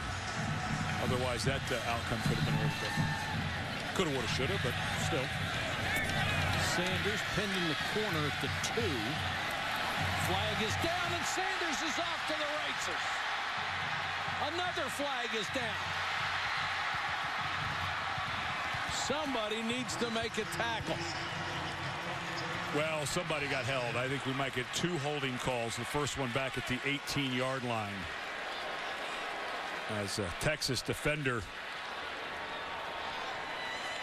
was knocking over an Oklahoma State player. I believe there was a tackle. Sanders went 77 yards before he was forced out. And I think I may have seen a block in the back as well. There are 2 fouls on the play, both on the return team. Illegal block in the back, number 28. That penalty is declined. Holding on the return team. That penalty will be accepted half the distance to the goal, first down. Usually when you see a gaping hole on a return, somebody is doing something wrong. Yeah, very clear block in the back right there. Yeah, I think they looked like Jeffrey McCullough, the linebacker, was being held. I think that's where they called the holding call, right? Right call, and all of a sudden a little momentum back for Texas because of the penalty. Pushed back to the 10. Justice Hill, the running back, behind Mason Rudolph.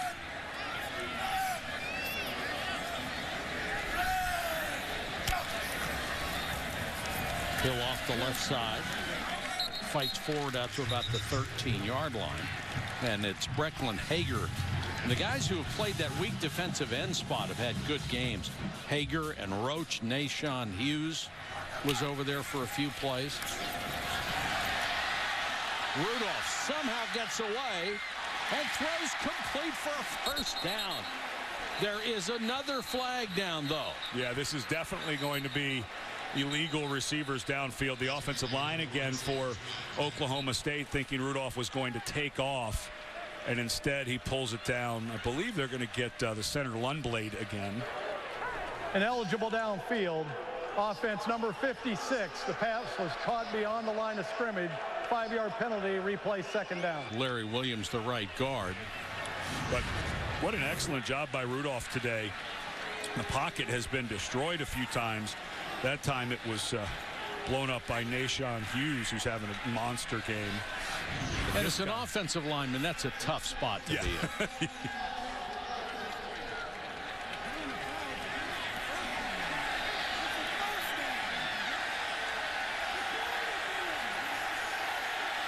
Texas coaches on the field really upset Charlie Strong. Well, he's wanting to decline it to make it third down. He doesn't want to take the penalty, but they completed the pass. So if you decline it, yeah, then you're in trouble. Yeah, you don't want to decline this because the pass was completed.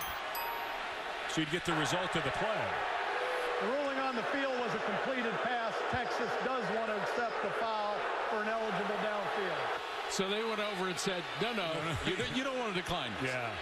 Well, Charlie was showing the decline penalty, and I think the official went over and helped him out. But and you know, far side of the field, a lot of bodies to see. You can see why there'd be a little bit of confusion, but clearly, if you're Texas, you want to take that penalty. Now, obviously, he thought the pass was incomplete, or he wouldn't want to turn it down.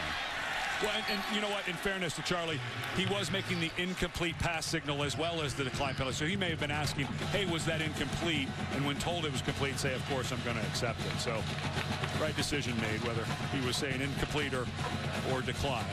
They got it right. Child's got a couple on the draw. It would be third and long. Clock running, 2:58, third quarter.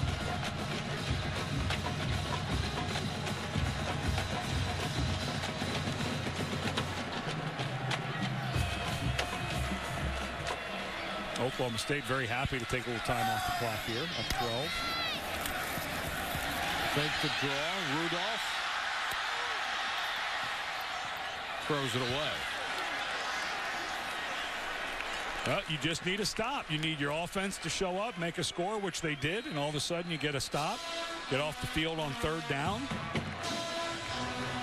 If there's one thing we know, Texas can rush the passer. They have 3 or 4 guys that can really get after it. So if they start figuring out how to play a little better in the secondary, this could be a pretty good group. But anytime Mason Rudolph has had to drop back, he's had at least one guy beating his one-on-one block and getting in his face. Signer to kick to Foreman, who waits on this side of the 50. And Signer, good job getting the thing out of there in a hurry. Foreman let it go, and that'll cost him about 10 yards.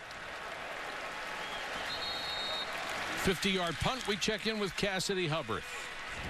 All right, Mike, Iowa State's Joel Lanning entered the day with the 3rd worst QBR among Power 5 QBs, but having a stellar day. 17 of 20, 261 yards, 2 TDs so far, including this one to Carson Epps. 42-28 Iowa State now. And 3:30 Eastern, number 8 Wisconsin, looking for their 3rd AP Top 10 win of the season, taking on number 4 Michigan next on ABC. Back to you guys. Better have your big boy pads for that one, I think. And they better be khakis.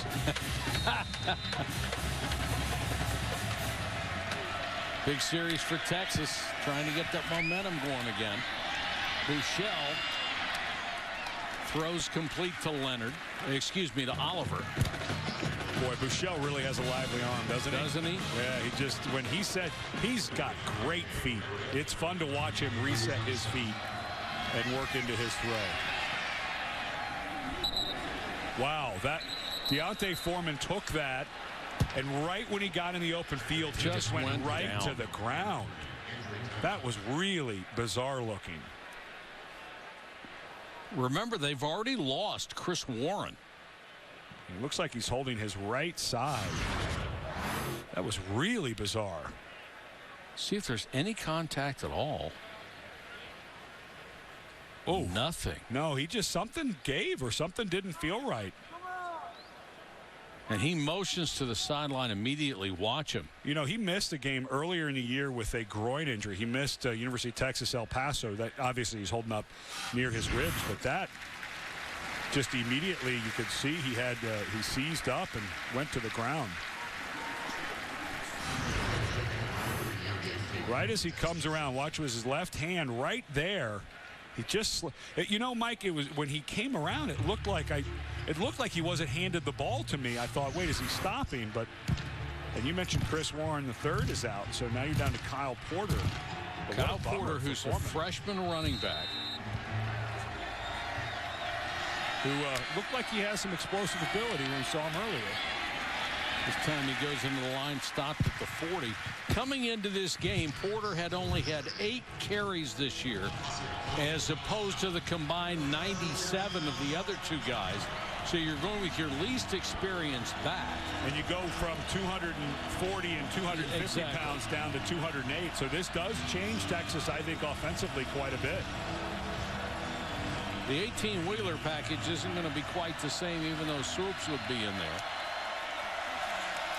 Porter again dives forward. He's going to be short. That's one for a young guy. I think you got to keep your feet going, but I think for Texas you got to go for it here. You're basically in the fourth quarter, and you're inside, call it 4th and 2 3/4. And the way that Buechele's been throwing the ball, if you get off coverage on any of the receivers, some type of hitch, just a quick 5-yard throw it. Not a lot of up in the face for Oklahoma State. Watch for a quick throw. They've got space on the outside with Leonard. Buechele looks the other way, throws incomplete. Off the hands of Oliver. Excellent coverage. Chad Whitener, the middle linebacker, was back there. Secondary did a good job on that one and denied Buechele. Well, Buechele read, he was looking exactly what I was saying. Here's the air that he sees, and that's right where he's trying to throw it. Unfortunately, the inside receiver, I'm not sure he ran the right depth. There shouldn't be 2 guys in the line of that throw. He actually got in the way, didn't he? Yeah, I mean, it was there. There was air there. It looked like Lorenzo Joe, I think, that he was trying to throw it to, but he had exactly what he wanted. You throw in a little 5 or 6 yard hitch, except that the inside receiver, I'm not so sure he shouldn't have ran a slant to get out of the way. Buechele read it right. It was a good call by Gilbert, just not executed. So great field position for Oklahoma State. They start at their own 38. And they'll give it to Jeff Carr, 180-pound sophomore scat back. He's driven back and tackled well after the whistle by Tim Cole. And Oklahoma State will let this go into the fourth quarter. And I'm sure that we're going to see what can be a very fast offense go like they are in mud in the second half. If I were Oklahoma State, I would not be in a hurry up the way things have been going.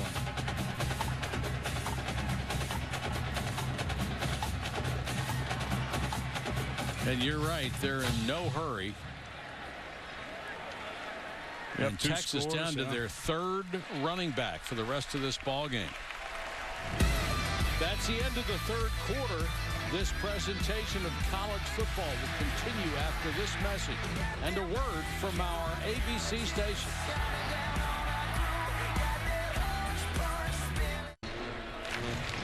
Welcome back to Stillwater, where Oklahoma State continues to lead by 12. There's Foreman. Doc, any insight on that injury? Complaining of pain below the right rib cage, actually in the upper oblique area, the muscles that help you twist the torso and turn it. You saw him trying to turn, carrying the football, been examined by James Bray and Doug Ellens. They've wrapped him up with a big elastic wrap, talking to him. So far, he seems to be shaking his head no. So apparently we're looking at an oblique strain or something, upper abdomen just below the right ribs. And those things can last a while too.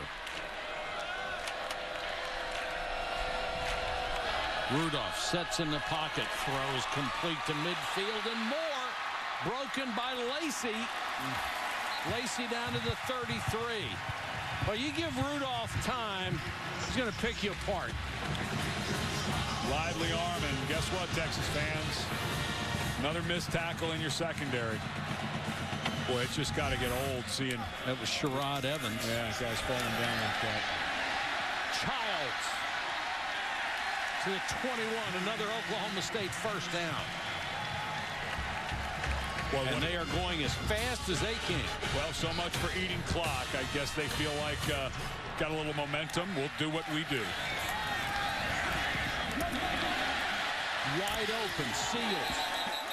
You know, I've been mentioning a lot about how Buechele, the young quarterback for Texas, works his feet. I'm impressed with Rudolph's feet. Not just the way he sets and throws there, but he has been terrific in the pocket today. Doesn't seem to panic. He's a little thinner than he was last year. Looks, frankly, a little more athletic. He had a bum foot by the end of the season that he had to have surgery on, so looking quite a bit healthier. Both these guys look really good in the pocket.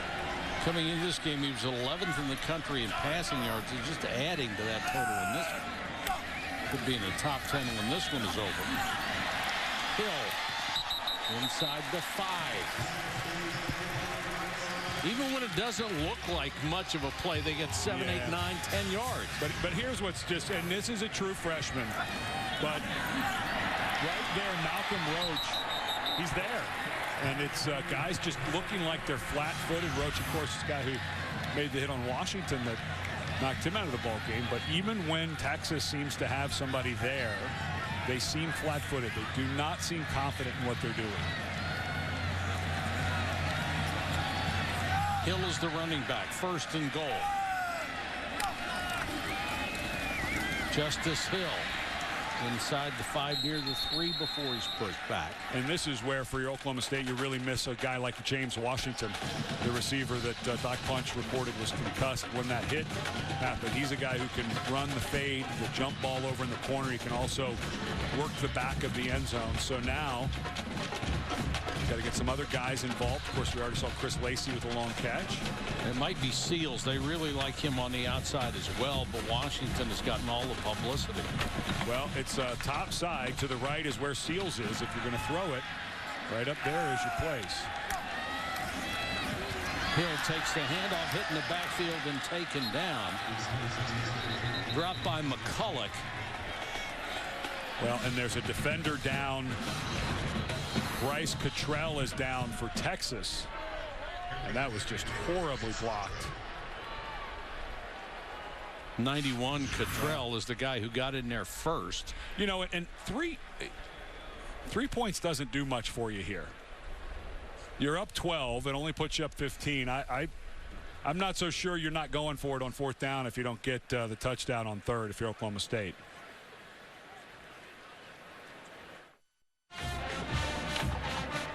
Welcome back to Stillwater. Let's take a look at our Pacific Life game summary. Well, for Texas, they've had a lot of luck running the ball. Unfortunately, their top 2 running backs now, Chris Warren and Deontay Foreman, out with injuries. And I've recanted. We were talking about whether you go for it here. I think 15, you know, we were talking about that forces you to go for a 2-point conversion at some point. So it's kind of 2+ scores. So maybe the field goal does make sense here if you're Oklahoma State. 3rd and goal for Rudolph. Pressure coming. Steps up, trying to run for it inside the 5 to the 4, no further. And Gundy in no hurry. Mike Gundy, the head coach of Oklahoma State, in no hurry as Brad Lundblade. That's bad news if your center goes down. Lundblade's slow to get up. But Mike Gundy, you know, he's not convinced. I believe Mason Rudolph lost his helmet on that, so he wouldn't be able to play the play. Yeah, so he wouldn't be able to play the play. Now, if you have a timeout, you can buy that back. And the helmet came off at the end of the play on a legal hit, so he would have to sit out. Now, what you can do, because if you have a timeout, which Oklahoma State does, if you decided to go for it, you could call that timeout and put him back in. However, it looks like they are choosing, Oklahoma State is choosing the 3, like we were talking about, to get it to 15, which is 2 touchdowns, including a 2-point conversion, which is Grogan's on the field. Yeah, about a 50-50 chance. So this is figuring out those numbers. Spot the ball just outside the 11-yard line, so it will be a try of 21 yards. Will we have our 5th blocked 5th of the game, Mike? Coaches certainly hope not. Delay a game on the offense. 5-yard penalty. 4th down. This is actually pretty good. It makes the angle a little bit better on the field goal. And what's amazing, in officials, it blows their mind. You can decline that if you're Texas. For whatever reason, and Charlie Strong's not the only one. Everyone thinks that's an automatic thing, but you can decline any penalty. So that one you can decline as well. And obviously 5 yards in distance makes no difference to a kicker. But the angle certainly helps. 46 on the board for the Cowboys. 46.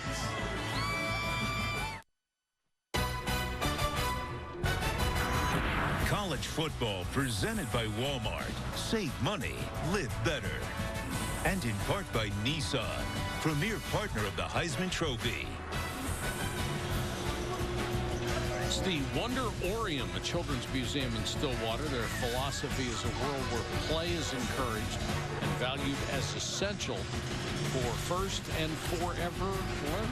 They had Never some of your stop scarves playing. They had some of your scarves there. And there's Deontay Foreman on the sidelines, and we found a little video that's pretty interesting. We'll show you here in a moment. He stopped in the middle of a run, grabbed his right side, and as you can see with the ice, does not look healthy enough to go again in today's game. And now it's crunch time for Texas, down by 15. 7 yards deep, they'll take a knee. Let's take a look at the AT&T Inside Access, bringing you the unveiling of the new Cowboy uniforms that happened back in early March.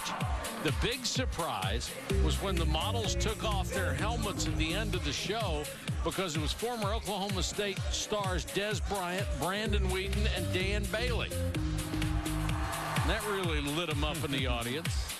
And today they're rocking beautiful uniforms, and I didn't even notice this detail until just recently. They have a sheriff's badge. Yeah, that's cool. On their helmet. But if you're a cowboy, isn't the sheriff the guy you're running from? No, not outlaws. They're cowboys. Okay. I don't know. I was always running from, when I played cowboy, I was always running from something. Well, you must have been playing on the Indian side then. Kyle Porter with the run. There's Pistol Pete. You know what, though? With a hat that big, you'd always get caught. You just could not hide. Yeah, just the wind resistance would kill you. Pete's got his badge on his helmet, on his hat. Oklahoma State has beaten Texas once in Stillwater. Once. This would be huge for this program. Draw play to Porter, and as good as he might be down the road, he's not 249 pounds like Deontay Foreman and Chris Warren. And you're down 15, and this clock, that is really going to start working against you. I'm not saying as Oklahoma State, because Texas is taking so much time getting this play in, Oklahoma State just changed their entire front seven while Texas was getting ready for this 3rd and long. 3rd and 8, 3-man rush, flanker screen, nothing doing. Beautifully defended by the Cowboys. Whitener was out there, the middle linebacker. He saw it coming right away, as well as Trey Carter. So they only rushed 3, and the linebackers just hung around and waited for something to happen underneath. I think what the offensive coordinator, Sterling Gilbert, is talking to on that handoff that he had to Kyle Porter, it was a bad snap. I think maybe they had a run-pass option on that side. You can see Buechele working through the motion, but the snap was off on that second down play. I think that's what they're talking about. Low line drive kick. Sanders. Excuse me.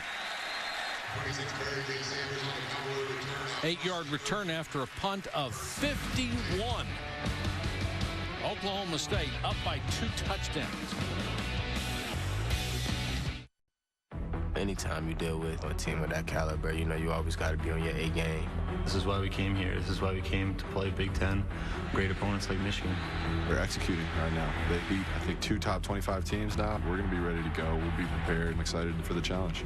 I think this will be one of the biggest challenges that we face throughout the season. They've played very good competition and came out victorious. But as far as that, we don't really care about who they beat. They haven't played the Michigan Wolverines yet. Potential to just be a classic Big Ten football game. Smash Mouth won and lost in the trenches. Starts at 3:30 on ABC. 2 top 10 teams. Oklahoma State will start at the 31.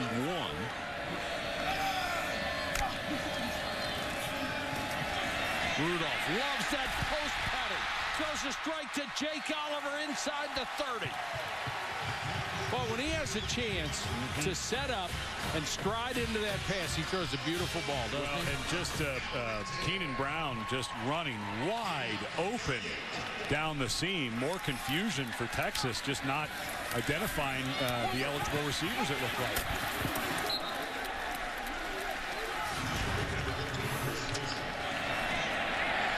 Keenan Brown just running wide open down the middle of the field. And luckily for Texas, they had Dylan Haynes at least back there to stop the touchdown.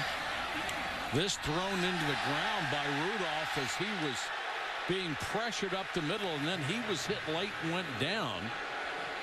He did have a receiver right there, threw it at the feet of Barry J. Sanders.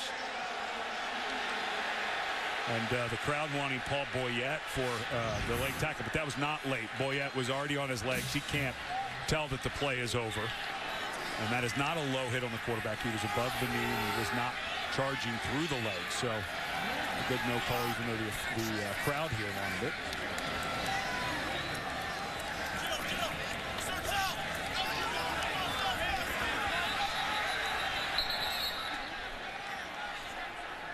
And whistles will blow this dead. And Coach Gundy is really upset. He was gesturing toward the play clock. Jerry Punch, you know what's going on down there? They were talking about resetting the play clock, and Mike Gundy was frustrated that they didn't reset it after the hit on the quarterback. The clock was running. Gundy said, we have no time. They wanted to run the clock, and now he will discuss it with the referee. Looks like a one-sided discussion. And the crowd is egging him on, too. Don't want to get a penalty here. The game is in control. The game turned a little bit last year when Charlie Strong got a 15-yard penalty that helped set up one of the last 2 field goals. And Gundy so upset his modern mullet flips around a little bit as he turns that head.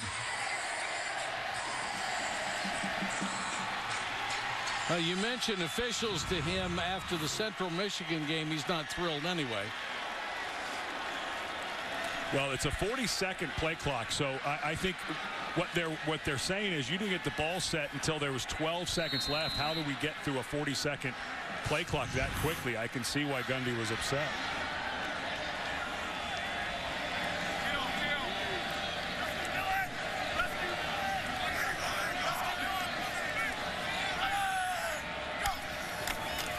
Hill shakes a couple of tacklers, gets to the 15-yard line. And unless Texas can clean up the tackling, it's going to be a long season, isn't it? And it's going to, and I think Oklahoma State's going to catch some people off I think Oklahoma State's going to have a lot to say with what happens in the Big 12. I don't think there's any team in this conference, when you watch how they play, it's easy to look at their record and say they've lost 2, but if Baylor goes down to Iowa State today, just forget the Central Michigan loss. It wasn't a loss in their minds, wasn't a loss by rule, but it goes down as a loss. But this team, if James Washington can get back and be healthy, remember that young man went out concussed. Don't know how long it will take him to get back. Hill, huge hole off the right side.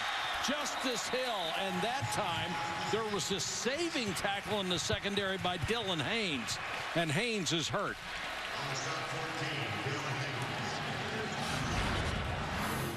Well, you don't want to start losing guys. It's been bad enough. You don't want to start going down the depth chart. But this is the running game that Mike Gundy and his background. Remember, Mike Gundy was a quarterback here at Oklahoma State when Thurman Thomas and Barry Sanders were the running backs. So he's always wanted a good time to be here, isn't it? Yes, it was. But he's always wanted a physical run game. They couldn't quite do it the last 2 years. He said we balanced up our offensive numbers with smoke and mirrors, he called it. But now with a guy like Justice Hill, they're starting to get a little groove.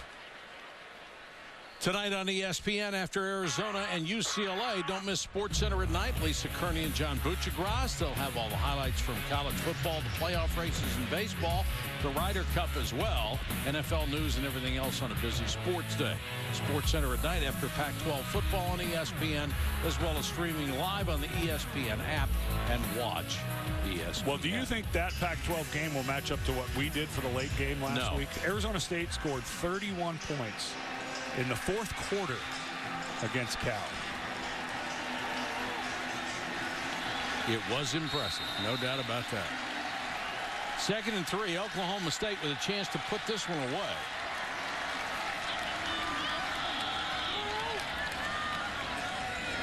Second call at 3, and Justice Hill is the running back.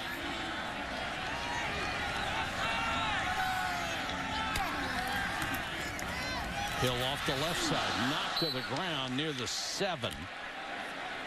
There's Hager, who was unblocked. Leaned back in. He's a pretty good looking player. Yeah, his dad was a good player too. Britt was an all-conference linebacker.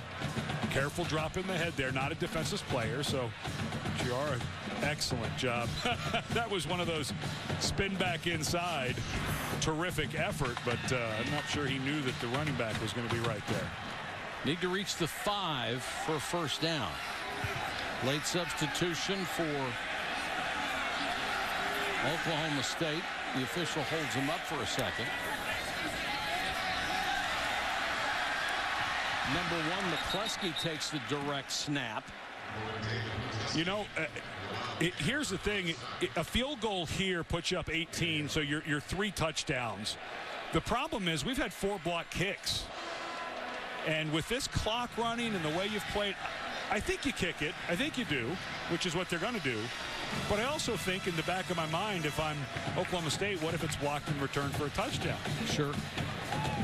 But 3 scores is 3 scores. I'm just putting out there, we've seen 4 block kicks, and the only way I think this game changes is you block one here and you get a return. And I'm not trying to jinx Mr. Grogan, but that's what would change it.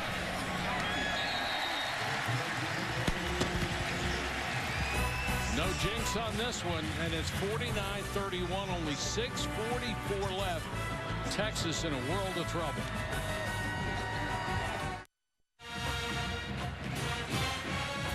Celebrating its 12th year sponsoring the Good Hands Field Goal Nets, Allstate makes contributions to participating universities' general scholarship funds for each field goal and extra point kicked.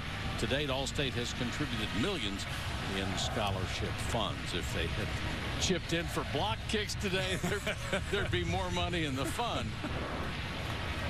49-31. That looks good. You'd be a Cowboy, you need to dress like one. Was that a real mustache? It is. I don't know. Duvernay brings it out. They need a big return and don't get it. He's up to the 24 as we check in with Cassidy Hubbard. Thanks, Mike. A lot of scoring across the Big 12. Baylor fighting back. Terrence Williams into the end zone to tie things up at 42 with about 6 to play in the fourth quarter there. And coming up next, big game at the Big House. Number 4 Michigan and number 8 Wisconsin. If Texas Oklahoma State runs long, this game will start on ESPN News. Mike, Ed, back to you. Ed, you wouldn't have a fake mustache like that. I'm looking close. Kudos if he has gotten that thing to stand at attention as much as it does. But hey, there's mustache wax, you know? Texas in trouble, so is Buechele. Down he goes in the arms of Vincent Taylor and Billy Tuveni. They all up in Buechele's mustache that time. As soon as he got the snap, there wasn't much to do, and Vincent Taylor having himself a big day. He's got 2 blocked PATs. One of them he pitched to his teammate Trey Flowers to get 2 points.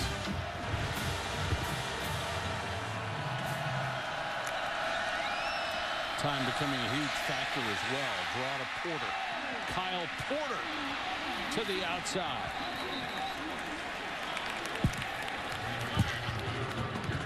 And you'd think for Texas, just a tough day. Chris Warren went down with a knee injury out.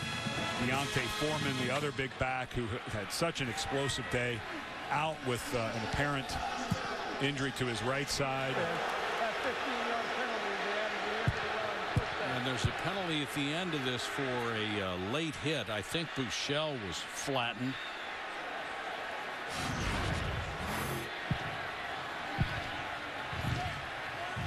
Oh, boy. Jeez. You just have to. That's Cole Walterside. Yeah, you got to be able to pull back on that. So that puts them down to the Oklahoma State 44.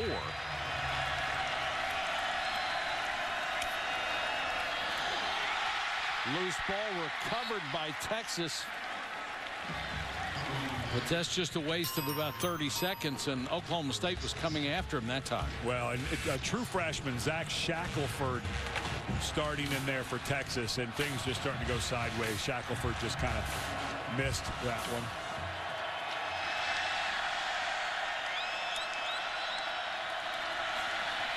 Buechele flushed.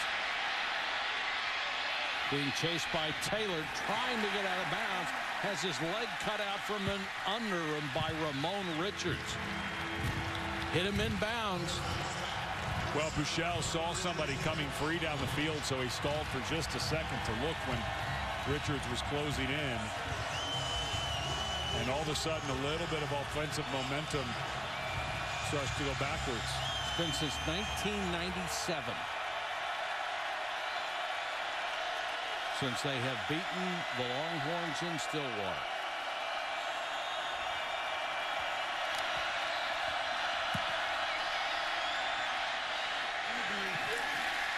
Buechele deep out of bounds. Well, you got to go for it on 4th if you're Texas. If you think you can win the game, no doubt. This is the time. Well, if you're going to punt it away, this is white flag. If you're punting, you can't win.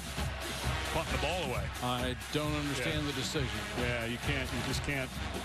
Yeah, this is a white flag. If you're deciding to punt, you're down 3 scores with 4:38. Yeah, the thought that you'll get it back 3 more times and be able to score 3 more times is a fantasy. Especially your defense is going to be a little tireder now, but yeah, I'm just not quite sure why you punt. I know it's 4th and a long, but at this point in the game, down 3 touchdowns, you got to be able to go for it. Dixon, no sign of a fake. Their catch made at the 6. But only 4:29 left in this game. Weekend of top 10 matchups continues today at 3:30 on ABC. Number 8, Wisconsin at number 4, Michigan. Then at 8, a battle between 2 of the nation's top quarterbacks and top teams. Lamar Jackson and Louisville against Deshaun Watson and number 5 Clemson. Both games can also be seen streaming live on the ESPN app and Watch ESPN. Clemson has not been sharp, but that is a very, very dangerous football team on both sides of the ball. And with Wisconsin And Michigan coming up, you have two players. Jabril Peppers, who's listed as a safety, but will be on offense and the return game. And Raekwon McMillan listed as the number 14 pick, trying to cover the number 22 pick on the big board, Jake Butt. So according to Mel Kiper, a bunch of top picks in the NFL draft about to line up. Hill wrapping both hands around the ball, gets out to around the 7-yard line. Well, Hill is a guy who we've been talking about fumbles. He had 2 fumbles last week against Baylor. Yes. So you talk about putting 2 hands on the ball. The only thing that would change this right now is turnovers for Oklahoma State. Look at that badge on the side of the helmet, and they're thinking there's a new sheriff in town right now. Well, new sheriff in Stillwater. This is 8 since '97, you said? Yes. Since they've beaten Texas at home. And I think with this type of bounce-back game, Oklahoma State was considered a team that could contend for the Big 12. I think you have to put them back in that conversation. Well, certainly they should be 4-1 at this point. You can't give them the win over Central Michigan, but certainly they lost on a play that should have never happened. Of course, at the end of that game, an interception was made by Oklahoma State, and they were trying to run out the clock, and they had Mason Rudolph throw the ball with, I think there was about 6 seconds left, just throw it down the field. He never left the pocket, so he was called for intentional grounding. And they let Central Michigan have 1 untimed down, which led to the Hail Mary. However, after a play where there is a loss of down, which happens on intentional grounding, officials are supposed to not allow an untimed down. So they made a mistake, and Central Michigan was able to win. Hill to the outside, taken down near the line of scrimmage by Tim Cole. But they accomplished their purpose. They didn't fumble the ball, and they took a couple of minutes off the clock. 3 timeouts for Texas. Down 3 scores, a lot of clock. If you're the Longhorns, you go for the block here? I think you have much of a choice, but I mean, even now, you punted it away, and now look how much clock is going away with those 3 timeouts. And you're so far behind. I'm not sure that it would matter, but their last punt away kind of told us what they were thinking. Siner did a really good job the last time they were down here. Got the kick out really quickly. And they'll stop the clock with 2:17 to go. We'll take a break and be back to see what happens on 4th and 10.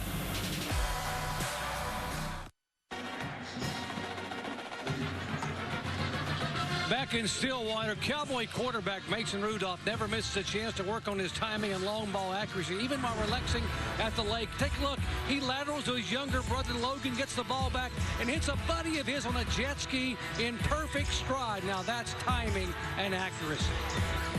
And Jerry, that's about the only thing we haven't seen today, isn't it? Well, that's a good way to spend the summer. But I got to be honest, I'm ruling this an incomplete to the jet skier. I don't think he, well, you know, when your video goes viral and you're saying you completed a pass, let's see if the ball, if he controls it all the way through the catch. We missed it. We got the punt off. We'll come back to it. I don't think the catch was made on the leg. Siner got it out of there. Foreman on the return. Armati Foreman to the 47. 46-yard kick, 6 on the return. I don't think Charlie Strong cares whether they completed that pass on the lake or not. So, nope.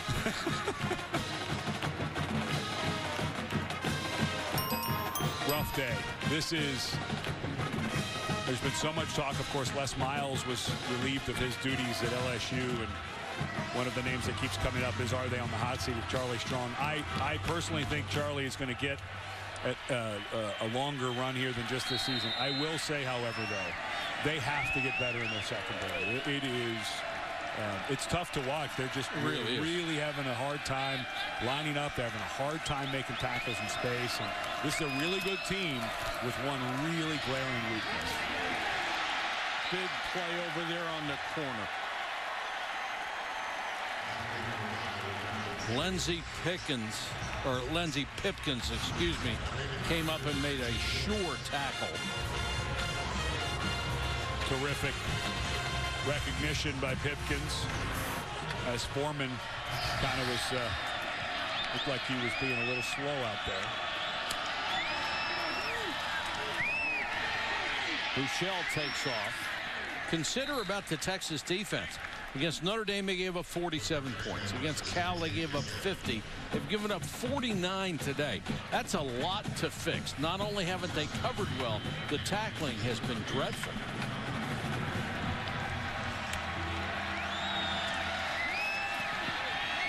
Buechele with time has to throw underneath. Ball tipped and almost intercepted. Colin Johnson had his hands on big target at 6'6".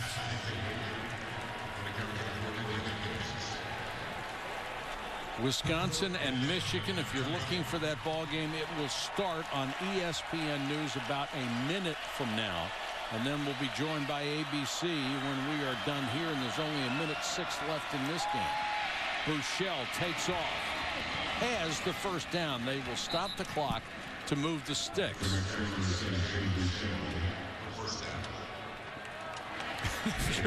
If you're Glenn Spencer, the defensive coordinator for Oklahoma State, you're just sitting there.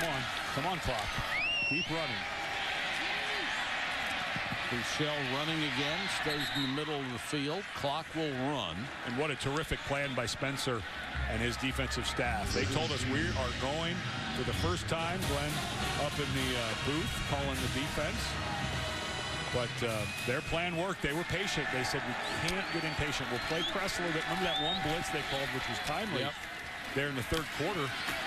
And but other than that, they've made a young quarterback earn it, and then got a little bit of a break when the two big running backs for Texas went out with injury.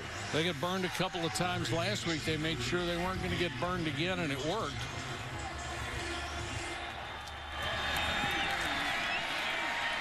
Buechele trying to buy time and throws it out of bounds with 7 seconds left. Clock ran down to 6. If you're the defensive coordinator of Oklahoma State, Glenn Spencer, right now, you do not want a cheap touchdown here. First time in the booth for Glenn Spencer since he got to Oklahoma State. He does not want to see a cheap touchdown here at the end. 3-man rush. Buechele throws underneath to Oliver, and Oliver taken down at the 10. And that's it. Oklahoma State has won it the first time since '97 that they beat Texas in Stillwater. Coming up next, Wisconsin and Michigan. For Ed Cunningham and Dr. Jerry Punch, Mike Patrick, so long from Stillwater.